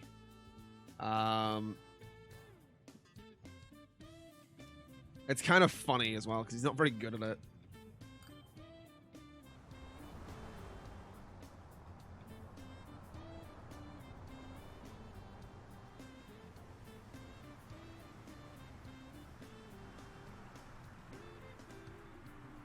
To be fair, my other cat, when she had her kittens, one of them was very like nervous, and he had a lot of trouble like actually just growing up and like eating and all that. Not that he had trouble, he was just like really scared of everything. So she would like properly baby him all the time, to the point that he was almost a year old and almost the size of her because she was a really, really small. She still is a very small cat. So he was almost the same size as her. And she would still try to carry him up the stairs. Because the stairs were the thing he found most scary when he was a kid, like really small. So it was quite funny because you would have this cat, this mother cat, holding him by the neck, and she would go up the stairs backwards to fucking drag him up each step. Like, she would literally like lift him a step and set him down, lift him another one and set him down and go up backwards.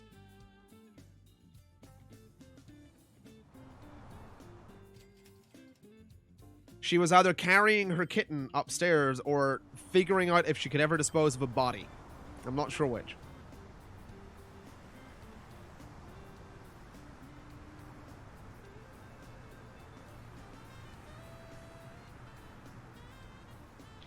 That was a problem, though.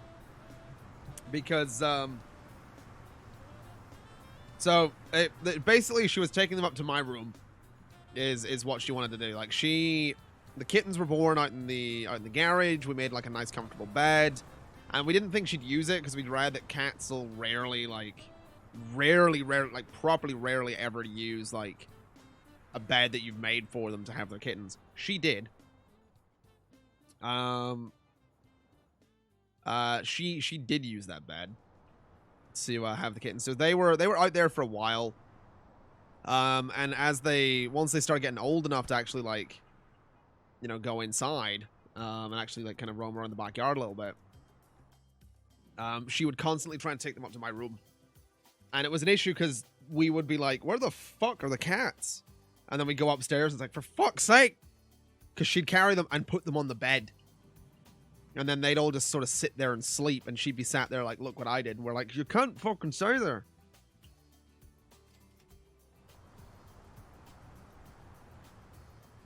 Because the kittens weren't properly house trained at the time. Like, they were still, you know, at that age. So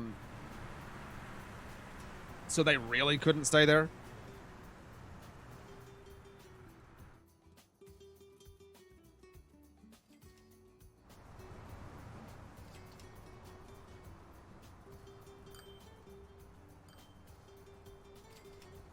Can the game just let me start making money, please? I feel like we're getting close to where we need to be, but we still have so many vehicles that need upgraded that I just don't... I don't know what's going to happen here. But yeah, it was fun, like, seeing her try and raise the cats. Because she was quite young herself. Like, she wasn't all that old. Oh shit, we have money. That's all about to go away, though, because we're going to start buying vehicles, aren't we? Yep, there we go.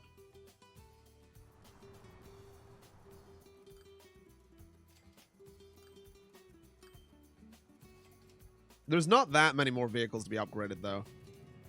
A lot of the buses need upgraded, but you should be alright.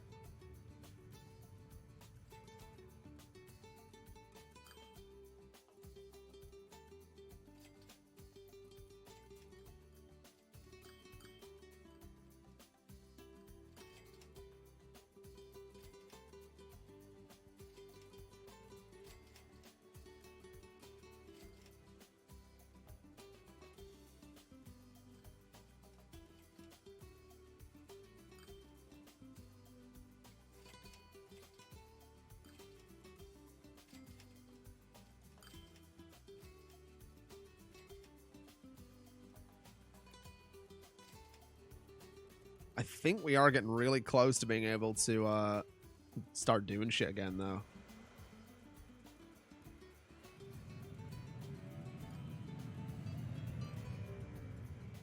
You should start figuring out how to stream if you're going to win that $100. OBS is it's really easy. OBS and a YouTube tutorial should do it.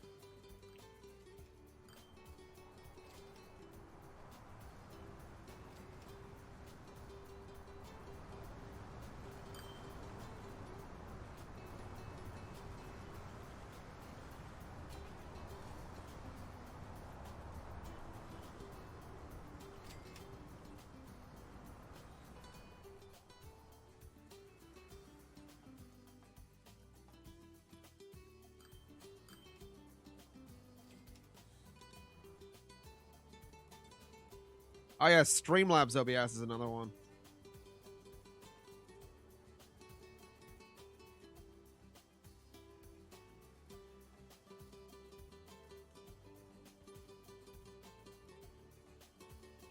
The streamer you got your cat from? Oh, you got a cat from Disney?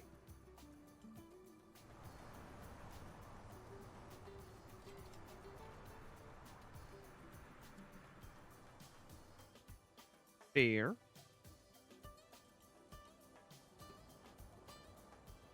What's my favorite aspect of the game? I like the management, man. Real big fan of the management. Oh, emote cats, fair enough. I got you. I was gonna say, I didn't see the emote before.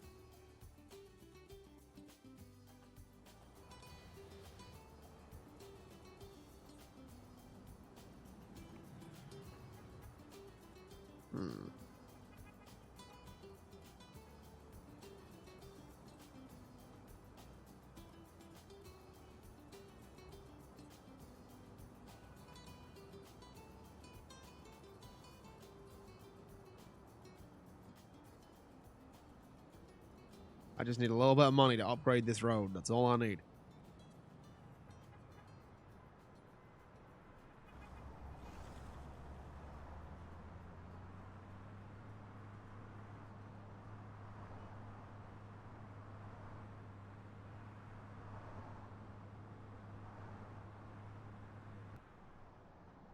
Shit.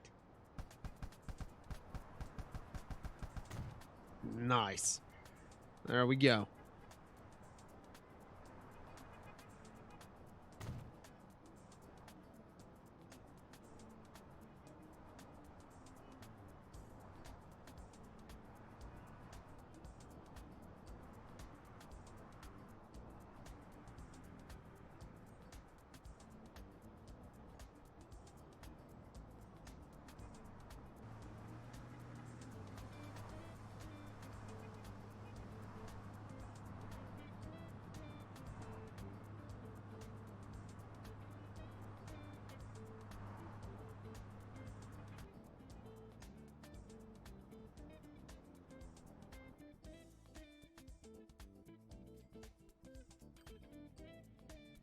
These vehicle upgrades are just crippling, man. There's so many of them. Oh, good. A new train.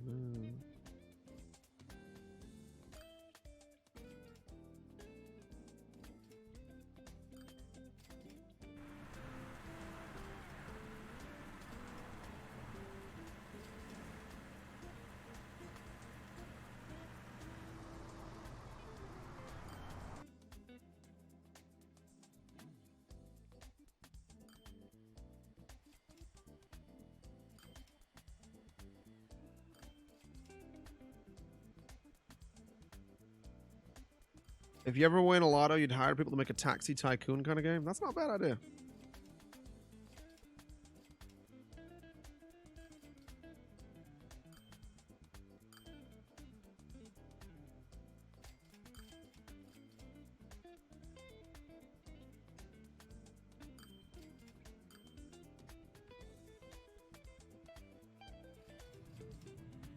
Oh, shit. Apparently my police badges have been delivered. Chat. Chat. We're gonna BRB. Apparently the only thing that I don't think is here is the belt for the police outfit. But apparently the badges are here. So we're gonna go find out. We'll BRB.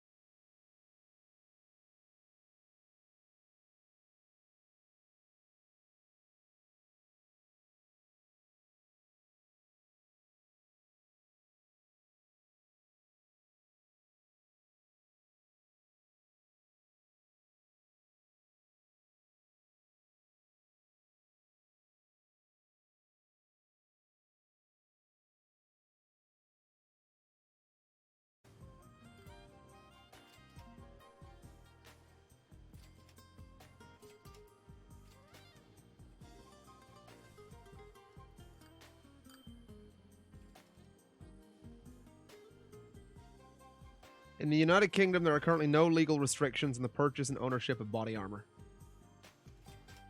We good.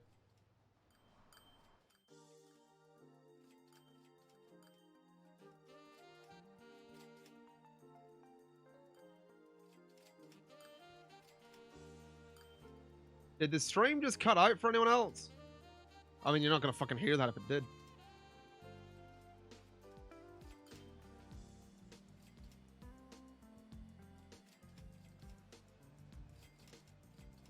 Why is the stream lagging like fuck for me?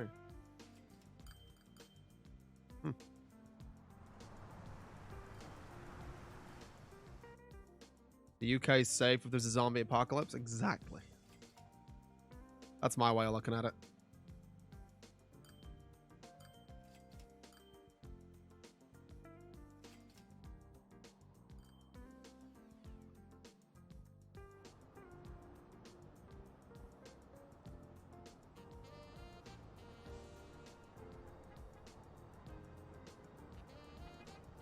There's a lot of traffic trying to get into this little town here.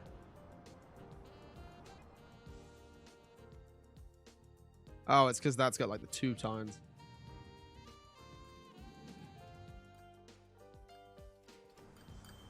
Stream's crapping itself on my end.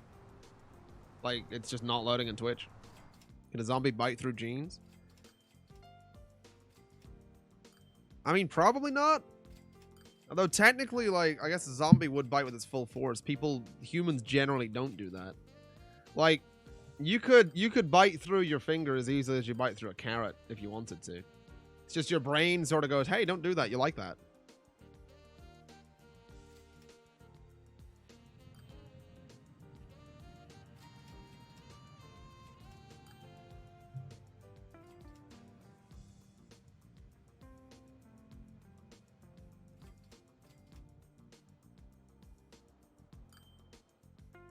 Have I tried biting through jeans? I haven't. But admittedly, I don't think you probably wouldn't put the full force into the bite either, because you're going to wind up like... You would probably hurt yourself before you got through the jeans, but you could probably do it. So I would assume a zombie would do it, because a zombie doesn't feel pain.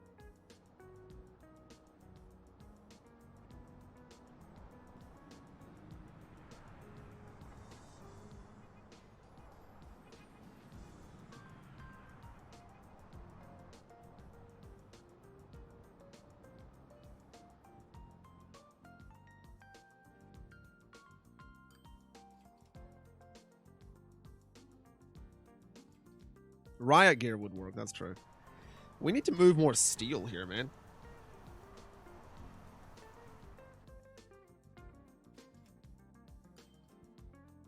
So would zombie teeth get smashed after a few attacks? I would have to imagine so. Like, if you think about it really, like, your teeth aren't really... Human teeth aren't really, like... Your front teeth are sort of like the slice through things, bite something, and kind of, like, completely, you know, bite through it. That's why they're the thin, kind of slicey ones. And the back ones are for grinding up the food and actually chewing it. But I imagine, like, biting through bone and all that kind of stuff, like, your teeth would probably not last all that long. Especially if, like, if a person's just been turned into a zombie, they'd probably be all right, because their teeth would be quite strong. But if it's a zombie that's like, if it's that kind of zombie infection where it's like the 28 days and 28 weeks later style zombies where they don't come back from the dead, so they're not really zombies, they're infected, then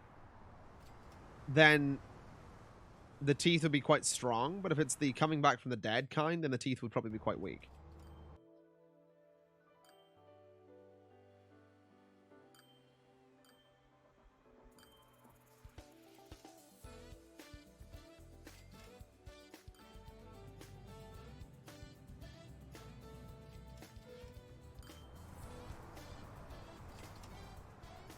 So yeah, it depends on the type of zombie. Really, like, if we're really gonna get into it, it would depend on the type of zombie. So that's the thing with the zombie apocalypse, is like, In 28 days and 28 weeks later, it wasn't really a zombie apocalypse. It was an outbreak. It was an infection. And because the zombies weren't technically zombies, they weren't dead, risen from the grave, they had to eat. They still had to feast. So I believe after a month or so, the zombies all died out because they didn't have anything to eat. Or the infected all died out because they didn't have anything to eat. So, in that kind of situation, like, all you really need to do is survive for a couple of months and then try and make contact with the outside world. But if it's like rising from the dead kind of zombies, then yeah. Then you're screwed. Because those are like, they are going to be around until you kill them. Kind of like re-kill them.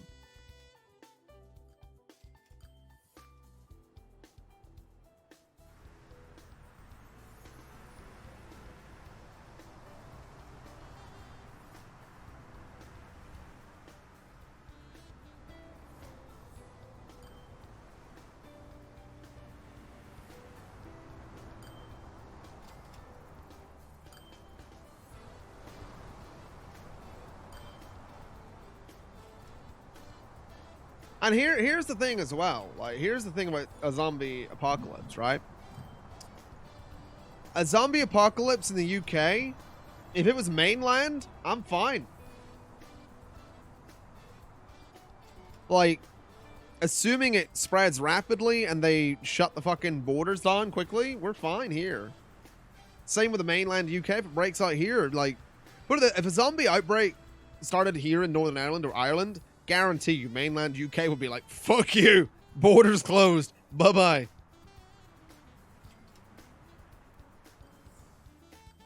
So, like, and it would sort of go either way as well. Like, there'd be riots at the airports here if, like, people were trying to come from the UK. It's like, get the fuck out.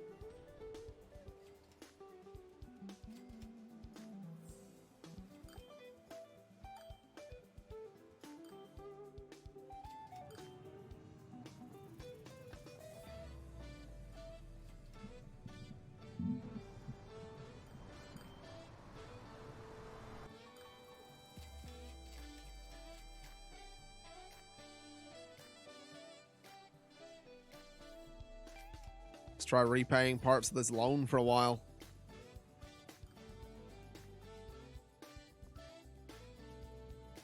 Is this going on YouTube? It might. I would need to put up the part 1 of it as well.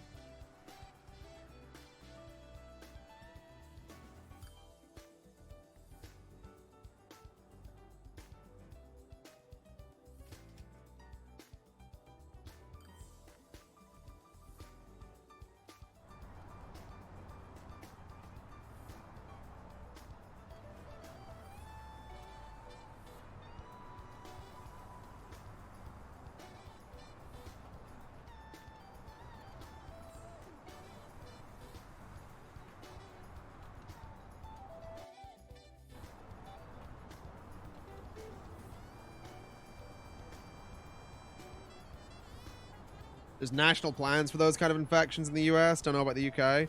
I imagine we'd have something like that here. Like, uncontrollable outbreak causing, like, blah, blah, blah, blah, blah. I think the theory is always, like, they use, like, rabies as the example or something like that. Like, if the rabies virus mutates and actually starts, like, having the effect on humans that it has on animals. I think that's the one they always use as the example. It's like, what do we do if the rabies virus mutates and starts affecting humans the way it affects animals? It's like, well, we kill them. Okay.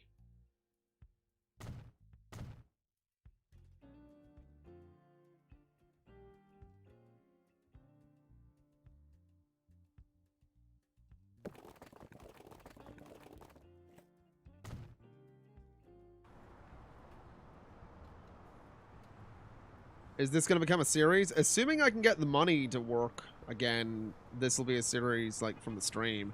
There'll be a full YouTube series at some point. In the US, they actually use the zombie infection as the example. I did not know that. That's kind of neat and also kind of terrifying.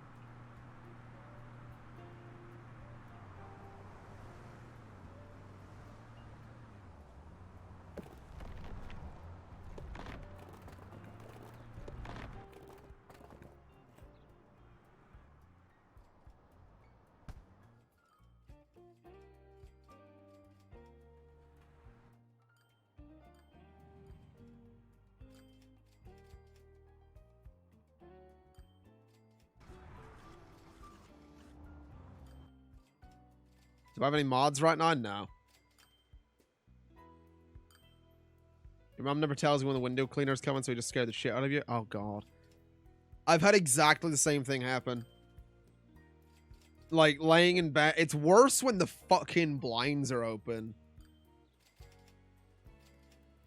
It's not so bad for me because like my room's upstairs, but I remember years ago I'd be like sitting there playing like my Xbox or something in like a t-shirt and my underwear eating like microwavable lasagna.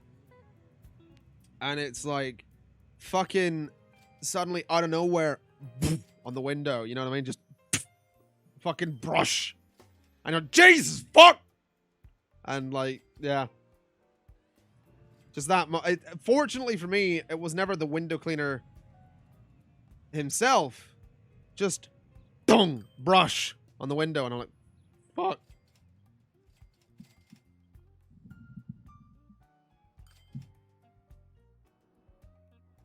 So that's always a moment.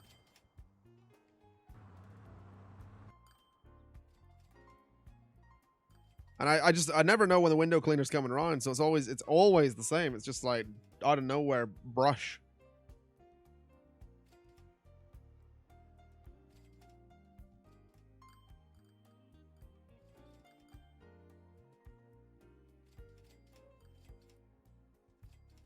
How many more vehicles do we need here?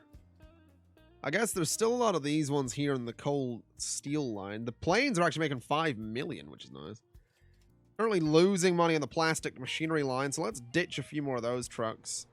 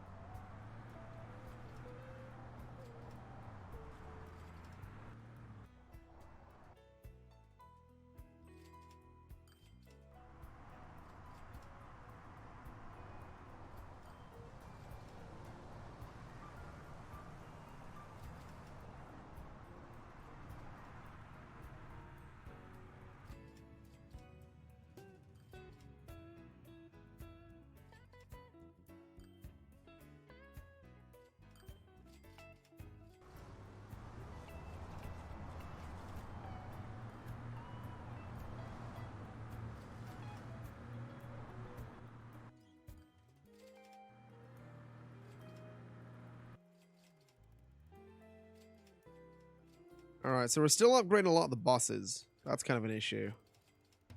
Because a lot of the buses still need upgraded. But we should be losing a little bit less money there. I'm also really impressed at the 5 million coming in off the planes right now. Stream Elements has some nice preset overlays.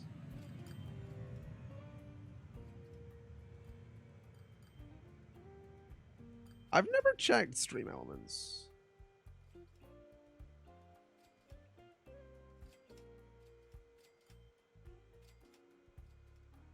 Oh, wow, they do.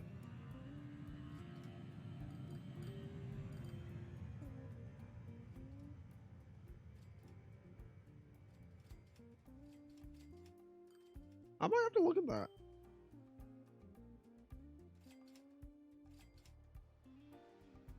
In theory, every bus upgrade makes them more efficient so they can carry more people. Yeah, pretty much.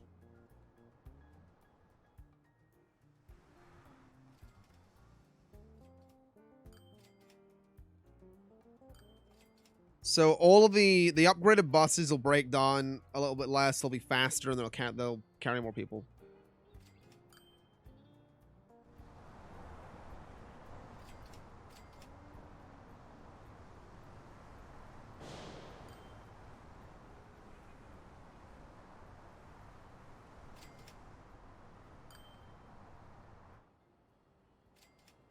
What audio setup do I use? What do you mean? Like, in terms of where my microphone goes into and all that kind of shit? Because my audio setup is a mess. I know, I understand it. No one else does. This goes into a Cloudlifter CL1. The microphone is an EV Electro Voice RE20. It goes into a Cloud Lifter CL1, which goes into a Yamaha MG10 mixing board.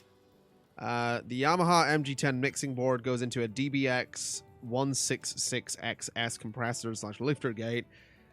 That goes into a Roland Voice Transformer 3, which then goes via USB into my PC. So, step 1, step 2, step 3, step 4. There's 5 steps from me speaking to it going into the PC. Microphone, lifter, mixer, compressor, interface, PC. For the audio output, I have so I have a 3.5mm cable coming out of the Roland, the voice thing, which goes into a splitter. I have a 3.5mm cable coming out of the PC, goes into the splitter. And I have an audio interface plugged into the PC, which is where my main audio goes to. And then I have a cable coming out of that into the splitter.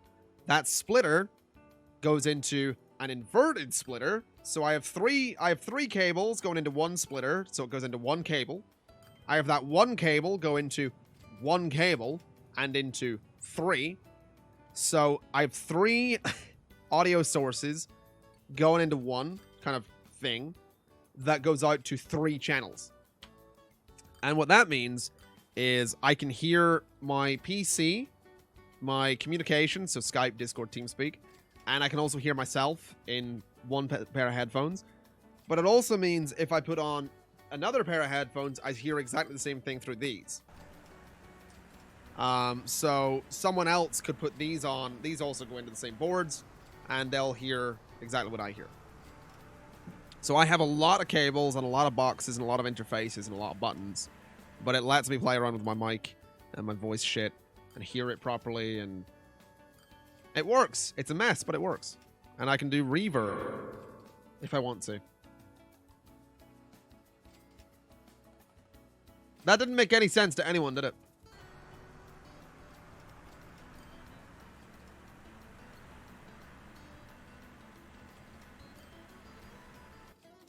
How's it going, Shroud New?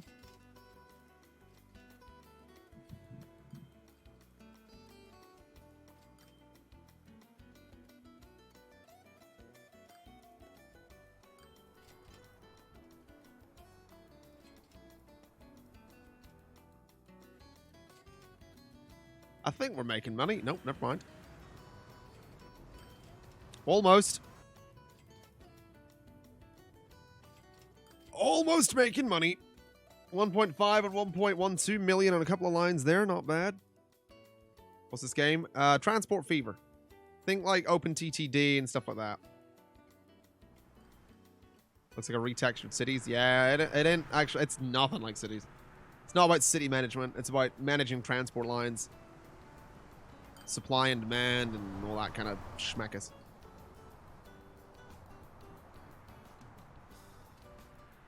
We're so close to making money, though. We're also very nearly done on the leftover subathon time.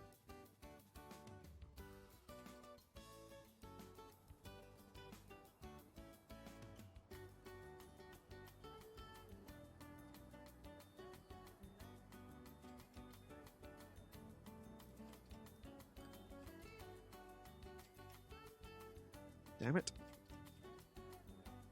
What happens after that? Nothing. We'll still be streaming. I wanted to make a point of getting the subathon time done, because we did have that left over from Sunday or Saturday.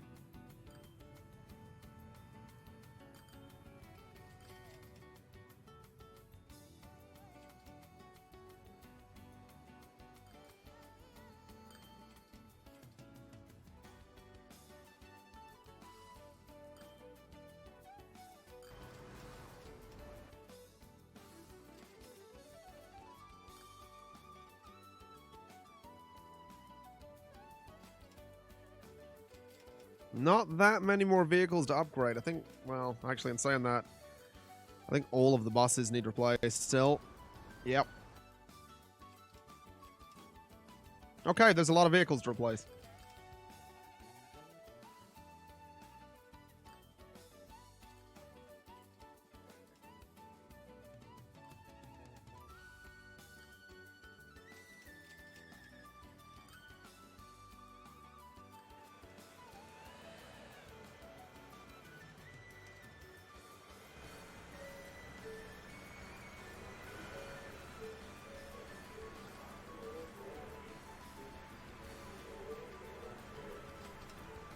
1.54 million on that. Not bad.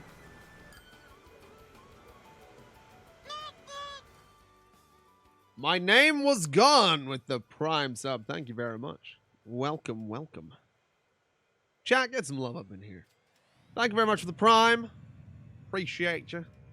Using your free sub run here.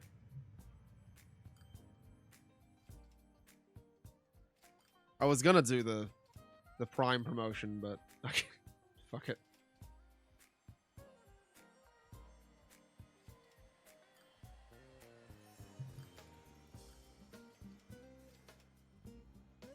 Hello from sunny Larn. How's it going? My great granddad lived in Larn, so I'm quite familiar with it.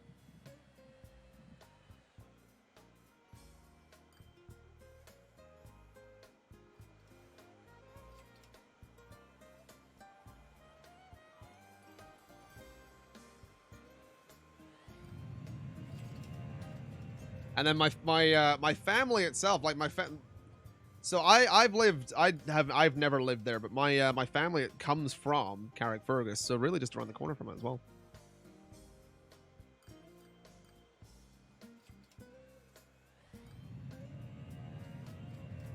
We're making money. Holy shit. There's still a lot of vehicles to replace and upgrade, but we're making money.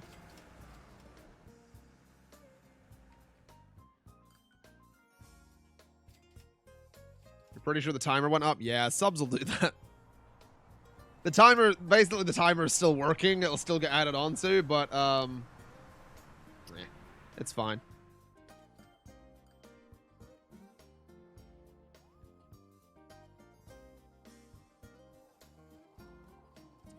Can anyone help in making your towns grow? To make your towns grow, you need good connections to them. They will grow over time, but good connections will help. Like if you click on the name of it, you can see what they need. So tools, food, goods, bricks, machinery, and fuel. Belfast here isn't growing because the connections are poor. Or the line usage is poor, I should say. But over here, for example, this place, I don't know why it grows, to be honest. It is a bit weird. Some of these places are growing and I can't explain it. Like, I'll be completely honest. But it's all about the connections and all about the supplies. From what I can tell, at least. We need to move more steel. We need to move a lot more steel.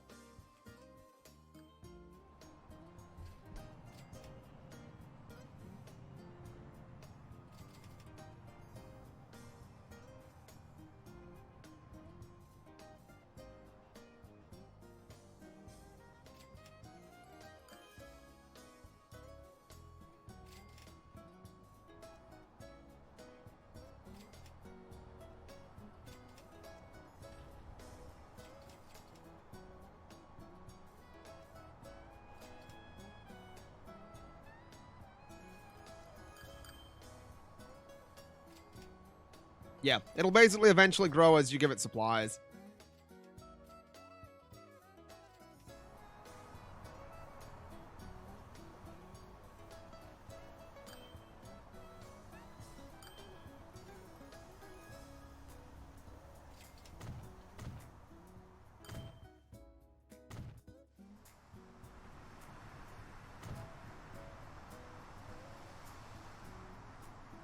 Have I tried Railway Empire? I actually haven't.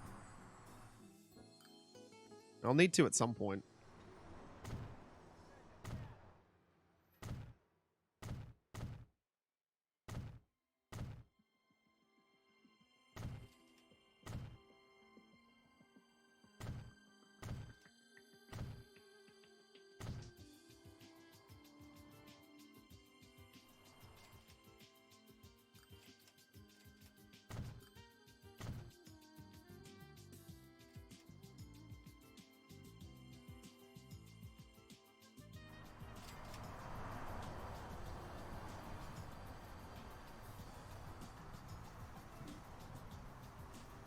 Am I making money again? I think I am. There are still vehicles to replace, though. It only took like 30 years.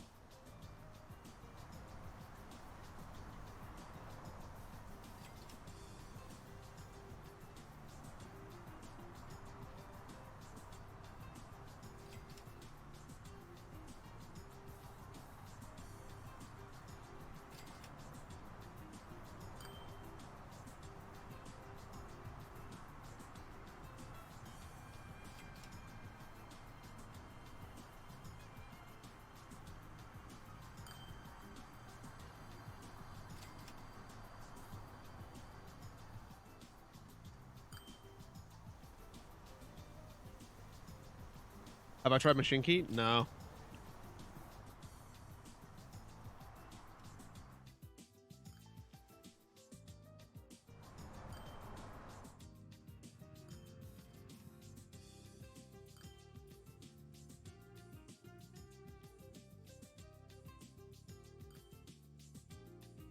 Is there a year limit? I don't think so. Eventually, you just stop unlocking new things. I think that's the way it works. Eventually, you just won't unlock anything new at all.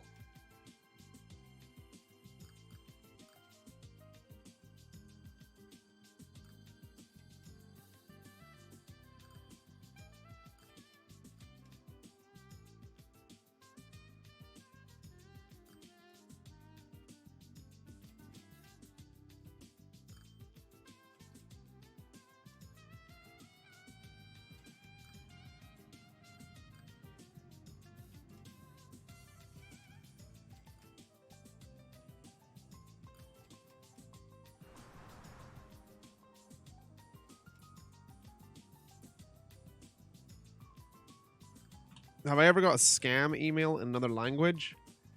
No, but I have had emails from multi-channel networks that are like... oh, my G Fuel order's in the way.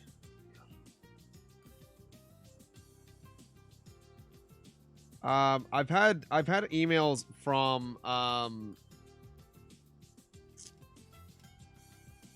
multi-channel networks that are like... What they're supposed to say is, hey, Conflict Nerd, really big fan of your channel. I represent blank. What G Fuel did I get? I think I got Golden Apple. I got the new one, the Golden Apple one. I got 4 tubs of it and a shaker. I don't remember exactly what it was. We'll see it on stream at some point. But I got this email. It was supposed to say, "Hey, Conflict Nerd, really big fan of your channel. I represent blah blah blah. Would you be interested in joining our network?" What it said was, "Hey, channel name here, really big fan of your channel. I represent blah blah blah." How's it going, Crimson Cron? Good to see you.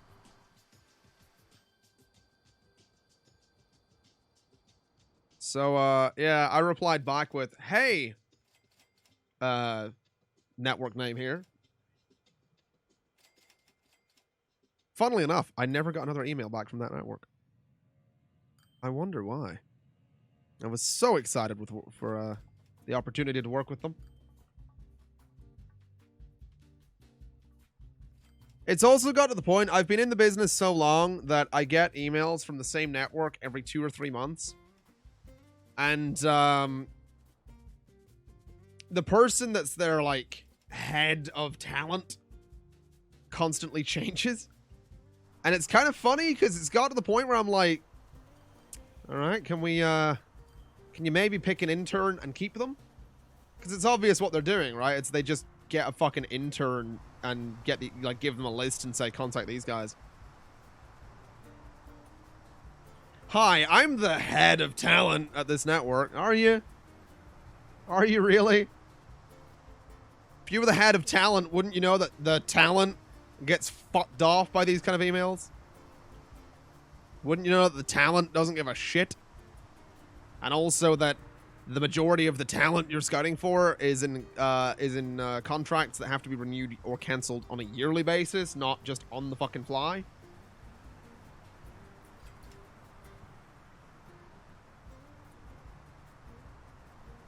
That's a fun part of the work. When you kind of... I remember when I remember leaving Maker Studios before Maker Studios sort of shit the bed. And, that was hell. Because I contacted them, as far as I was aware, and as far as I've been kind of led to believe, it was like, hey, you can leave the network, as long as you let us know before your contract renews. I emailed them a couple of weeks before my contract was due to renew. And what I got was, hey, so you have to email us 30 days or more before the contract expires. So I couldn't cancel my contract for that year, and I had to stick with them for another year. Because the contract, they wouldn't basically release me from it. It was funny though, because they were like, hey, you know, we'd kind of like to keep you around. Would you be interested in a larger percentage of your revenue? So what I did was I was like, oh yeah, fuck yeah, I'll take a larger percentage of my my revenue. Because networks take a cut of your revenue in exchange for some benefits of being with the network. It's just sort of how it works. So I took the larger cut. And basically the network I was looking at going to was Curse, and I'm still with Curse to this day. Curse offered the same revenue split from day one. So I got the thing I wanted by saying I was going to leave this other MCN. I was going to leave Maker.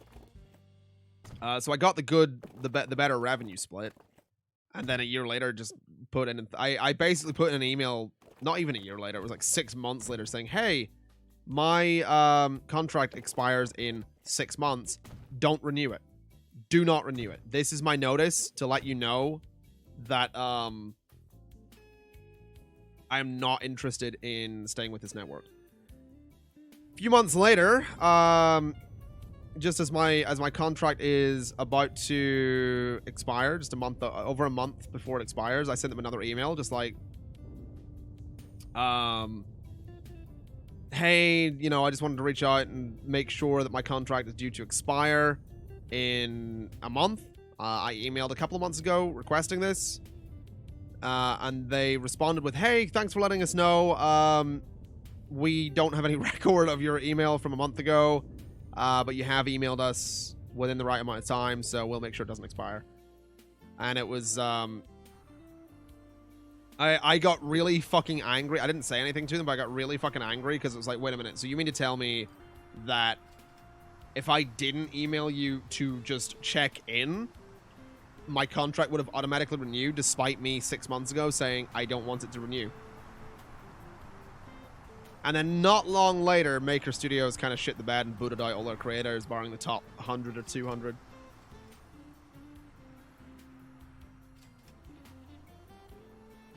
Being in a network is only beneficial if you're a new YouTuber. Yeah, I'd kind of agree with that. I like being in a network because it gets me access to things like Epidemic Sound. So I can get like a lot of copyright-free music for my videos. What happened to the other Conflict Nerds? We all just went our separate ways. Pretty much. It was an attempt at sort of having a collaborative network. It didn't really work. So after about a year, I just kind of went, you know what? This isn't working as a group, as a plan. It didn't really turn out the way I wanted it to. So I'm taking back the name, Conflict Nerd. Y'all can, you know, do whatever. The idea was we'd still like operate as a group, just not under the same brand. But in the end, everyone just went their own direction, and that's how it is. It just didn't work out, so fuck it. It was pretty much the approach taken there.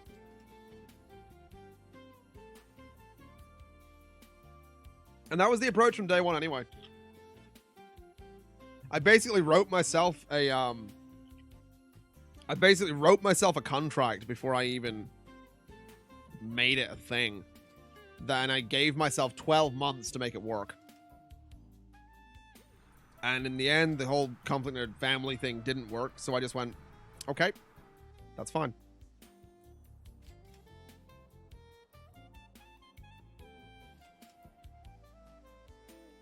And that's kind of the reality of it. Like, it's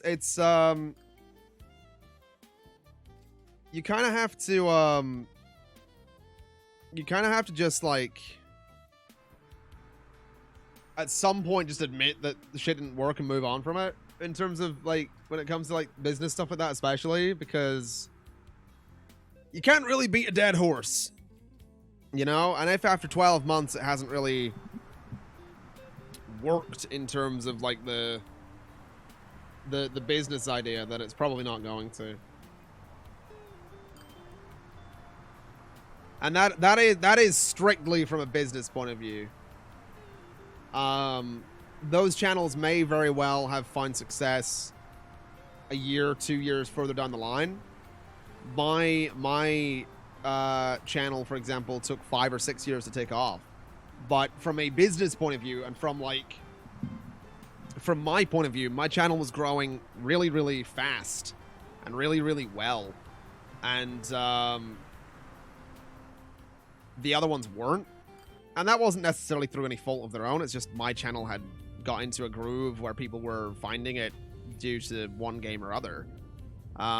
So it got to this point where a lot of people were coming into my channel who didn't know who they were and didn't really care for it. And there wound up not being a lot of room for potential crossover work anyway.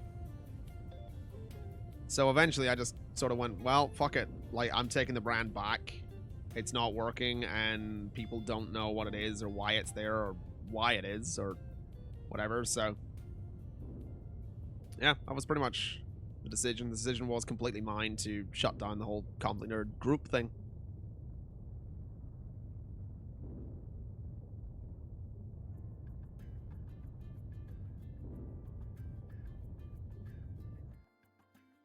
That looks better.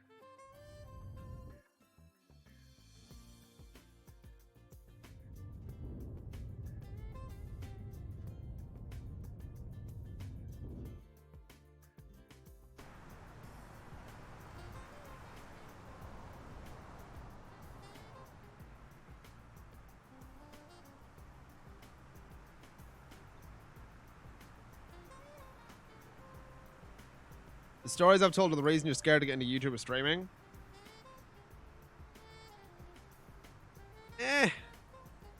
I wouldn't be scared of it, to be honest. Like, it's not... Just don't... Get into it for the right reasons, is what I'll say. Don't get into it for, like... I'm not saying you are or that you would. But don't get into it for the money. Is basically what I'll say. Because the money's not really there. You know, like, it's not, you're not really guaranteed anything. You know, it's such a huge risk, but it's also, like, it is a lot of fun. And it can be a dream come true in certain situations as well, but it's just like, you just have to be aware that it's not guaranteed. You know, nothing about YouTube or Twitch or anything is guaranteed. I really just placed that there? Interesting.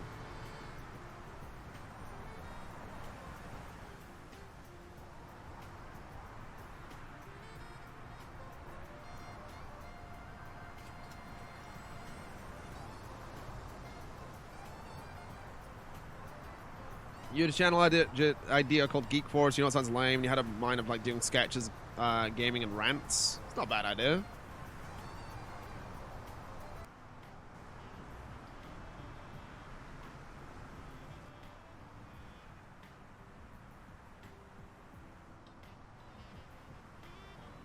Make the smooth and brush smaller. I can get the bits on the road. Those bits? Oh, yeah. I might do it a little bit. I want to get the money back up so we can, like, get rid of the last bunch of buses that need upgraded, because it's almost been 40 bloody years since we've been able to do anything.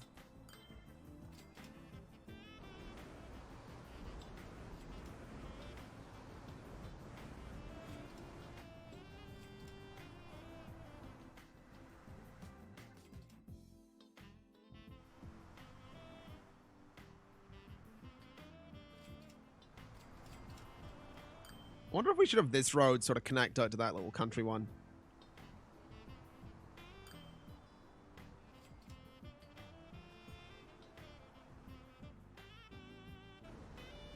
Have I tried Stonehearth multiplayer? Not yet. I keep meaning to. I just need to get the time. Is it literally just co-op? Like, is it 2 people playing it? Or can you have, like, a group of people playing it?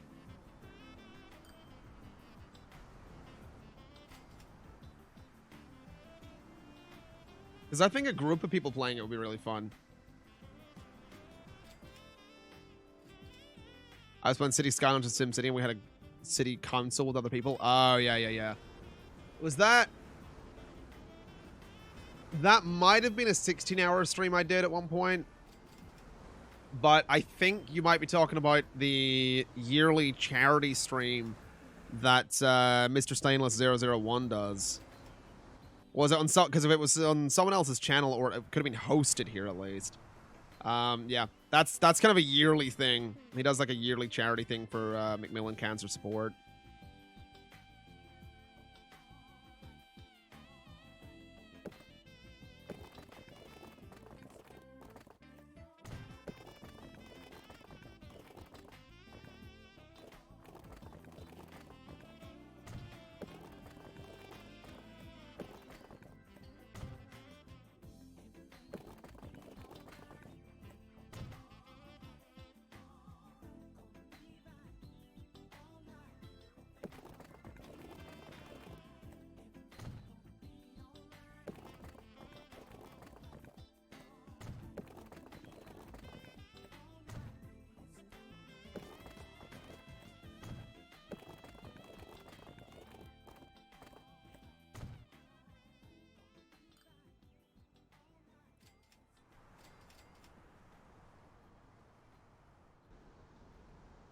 Oh yeah, the stream's not going anywhere. Like, subathon timer's done, but we ain't done.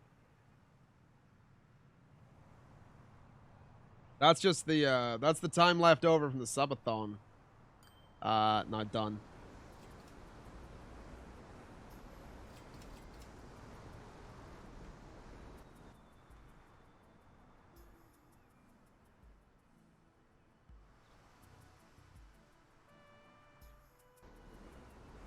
Man, those buses need replaced so fucking badly.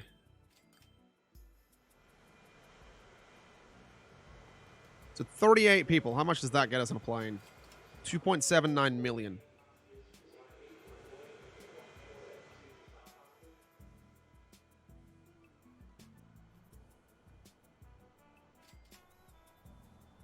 $7.4 million coming on off of those planes. That's not bad.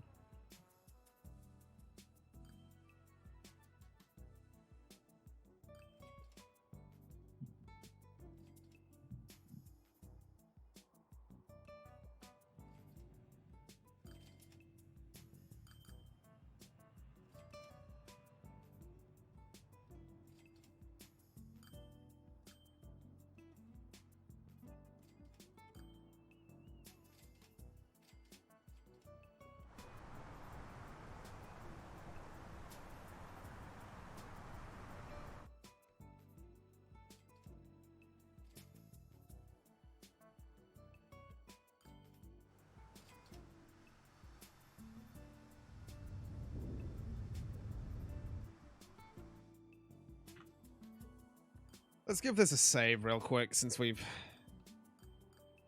done fuck all for a while.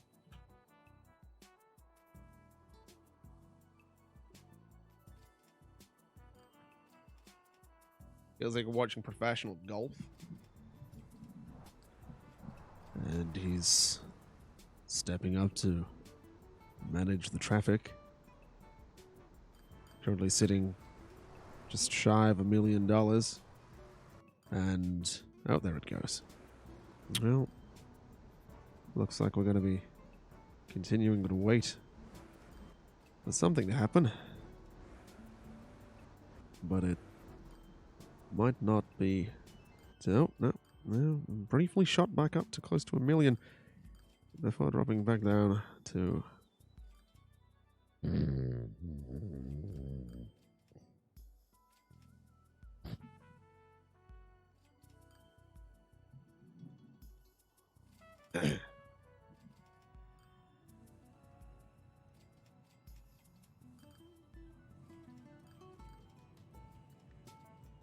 Oh shit, there's a lot of goods there.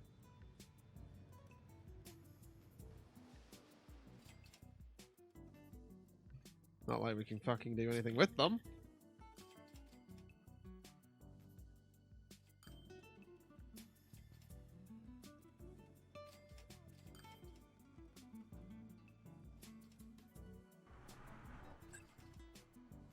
One of these days.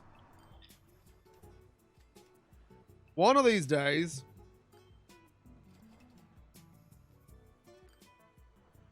I'll have shit in the background.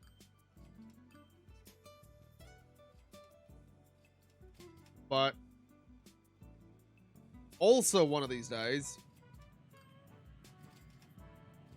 we'll have enough money in the game to actually do shit. And we're gonna do RP later. I don't know.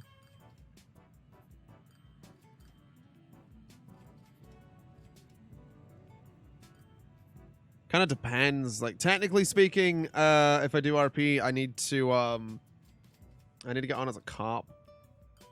But I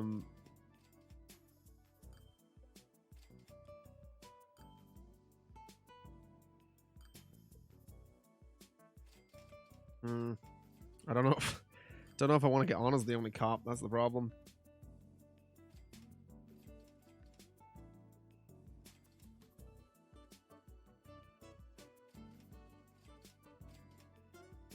I don't know. We'll see.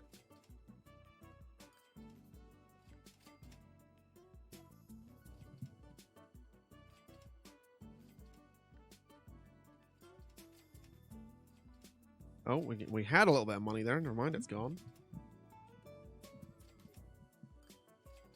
Chill and try and tackle some Far Cry 5. That's not a bad idea, actually. Did a little bit of Far Cry 5.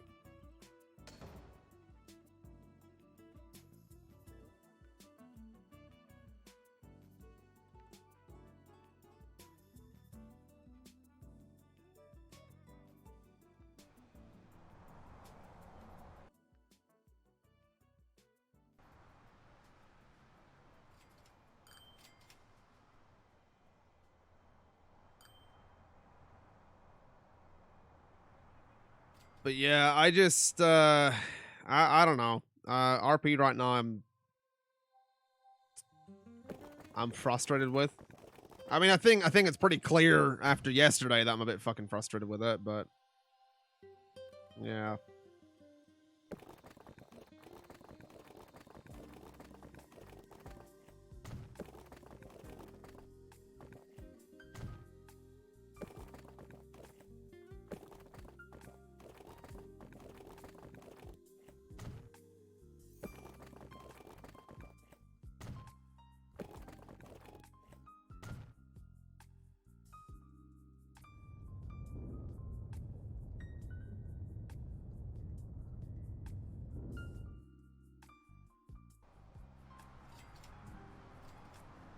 So I don't know. I'll probably just end up working on like if I do anything related to CRP tonight, it'll just be like vehicles in the dev server or something.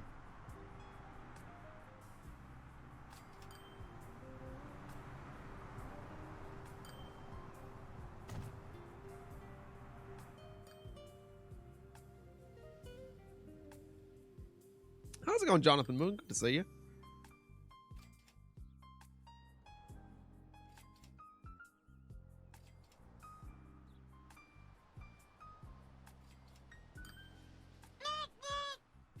TP Snipes 123 coming in with that prime. Thank you very, very much, bud. Welcome, welcome.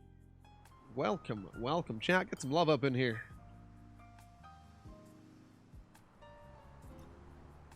Also want to point out 35 until another new emote.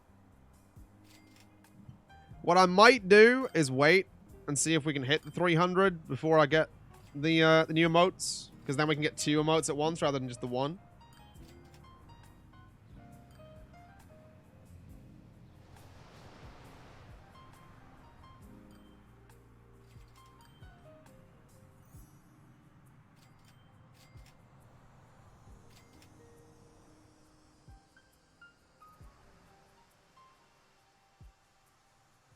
constant bloody vehicle upgrades. Custom or random map? Oh, it's custom. It's Ireland.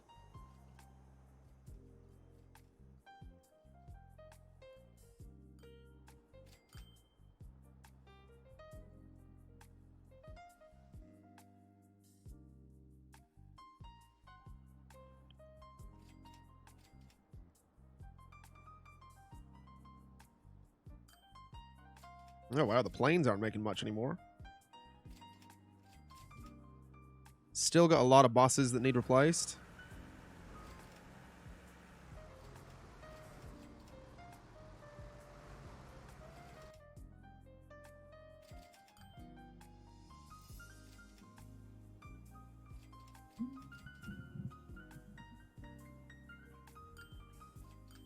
How's it going, Lucas? I'm doing all right. Thank you very much.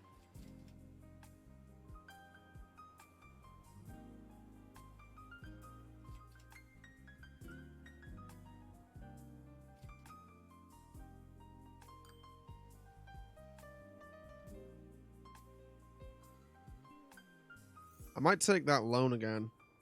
We've got like 10 million we can borrow here, so if we borrow all that, we might be able to replace a bunch of vehicles again.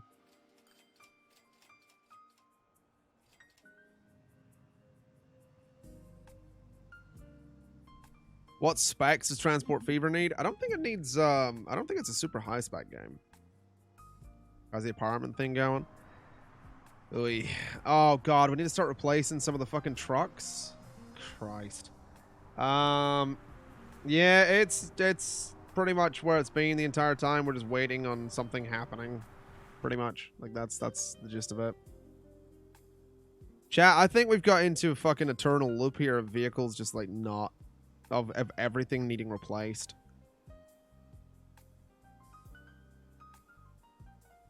I don't know if this particular game is gonna like go anywhere.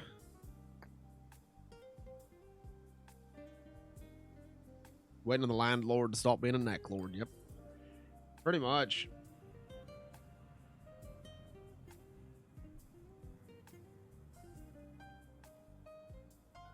The property's still up for viewing. Viewable from... Yep. Available from... Yep.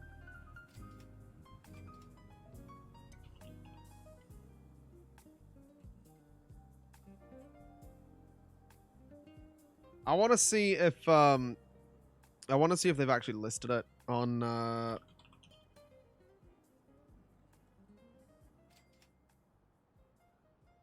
they haven't. Oh, they have. It is up here. Never mind. So yeah, it is up on the website that I found it on originally.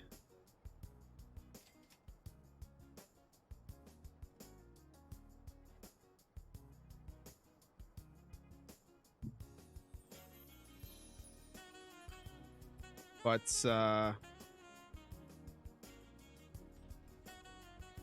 yeah.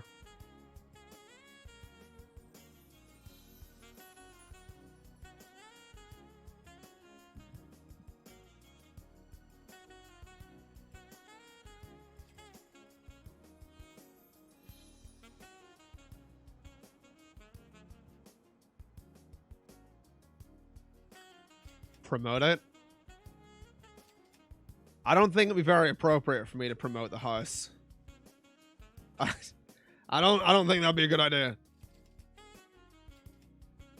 Because my name's still technically on the contract until they find someone else to take it.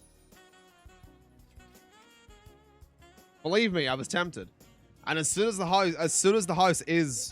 my name is off that contract, I will 100% name and shame the fucking company.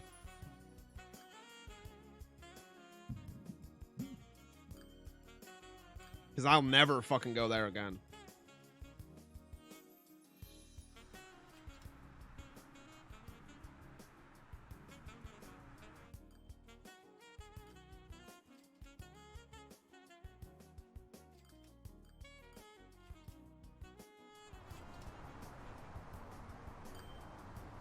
So all these vehicles are just, like, needing replaced again.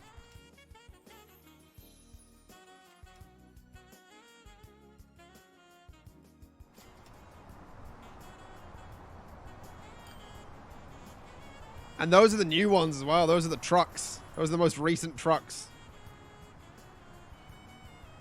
Why is it still in the contract? Because basically they, that's kind of the only way they would, they're going to try and sort it. Because technically it's a 12-month contract, and they're not going to try and initiate the process to break said contract. So instead what they've done is they've re-advertised the house while it's still in my name, and as soon as they find someone to take it, my name comes off the contract. I am due to pay the rent again on the property later this month. Just before that date, I'm going to be informing them that I am not paying it. I have not been in the property in 2 or 3 months. And that the house has been on the market at that point for almost a month. No one has taken it. That's not my fault. And therefore, I want to initiate the process to actually break the contract, not just to have the contract in fucking limbo. So that's kind of where I'm at on it. The contract's in limbo at the minute. It won't be for much longer. And that's the thing as well. Like, the reason it's got to this point, the reason I did sort of put my foot down is because I contacted them about some issues I had with the house. Didn't hear back for 3 weeks, and then got an email, and I thought, oh fuck, I'm finally hearing back, and it's been so long that shit must be sorted. That email was, hey, your rent's due. That wasn't, hey, we've sorted this, hey, we've contacted the landlord. It was, hey, your rent's due. So, yeah, that was a little much.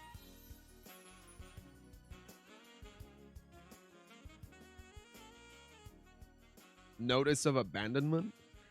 Notice of abandonment. Abandonment. Landlordzone.co.uk. Let's see. Abandonment is when a tenant leaves the property, usually without notifying the landlord or agent before the tenancy has ended. Very often this occurs when a tenant owes rent and the tenant may or may not leave possessions in the property. Abandonment is a major problem for landlords. Although the tenant is in the wrong for many reasons, they still have a legal tenancy and can return and demand to take up residency at any time despite not paying rent. Taking over an abandoned property is fraught with difficulties for the landlord. Okay.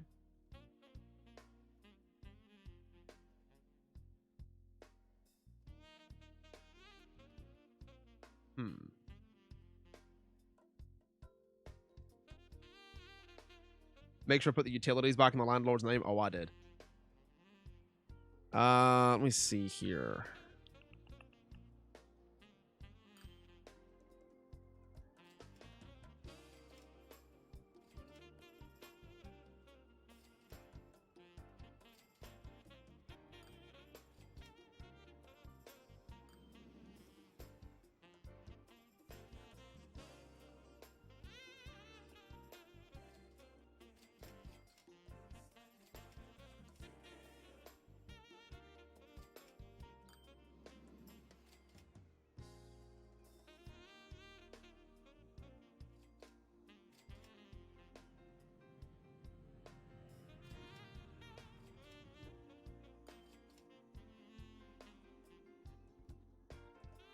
All right.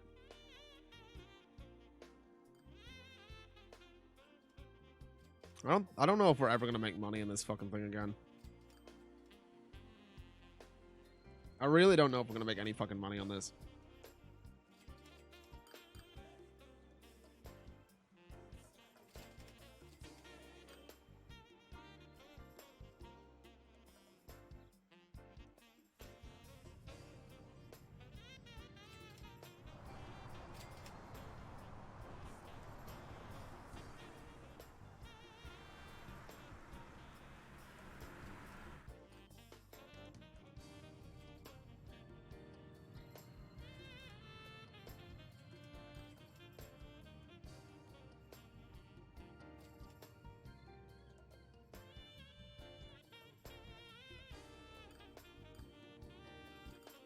How's it going, Cyrus?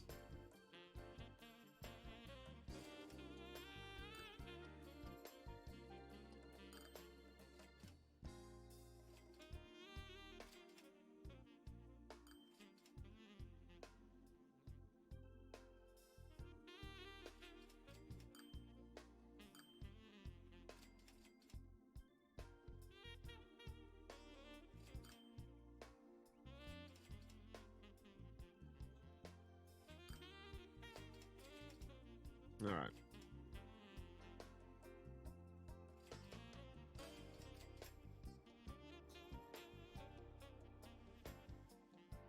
Tell you what, let's play something else. Or maybe, I don't know. Don't want to wrap up. I don't know, chat.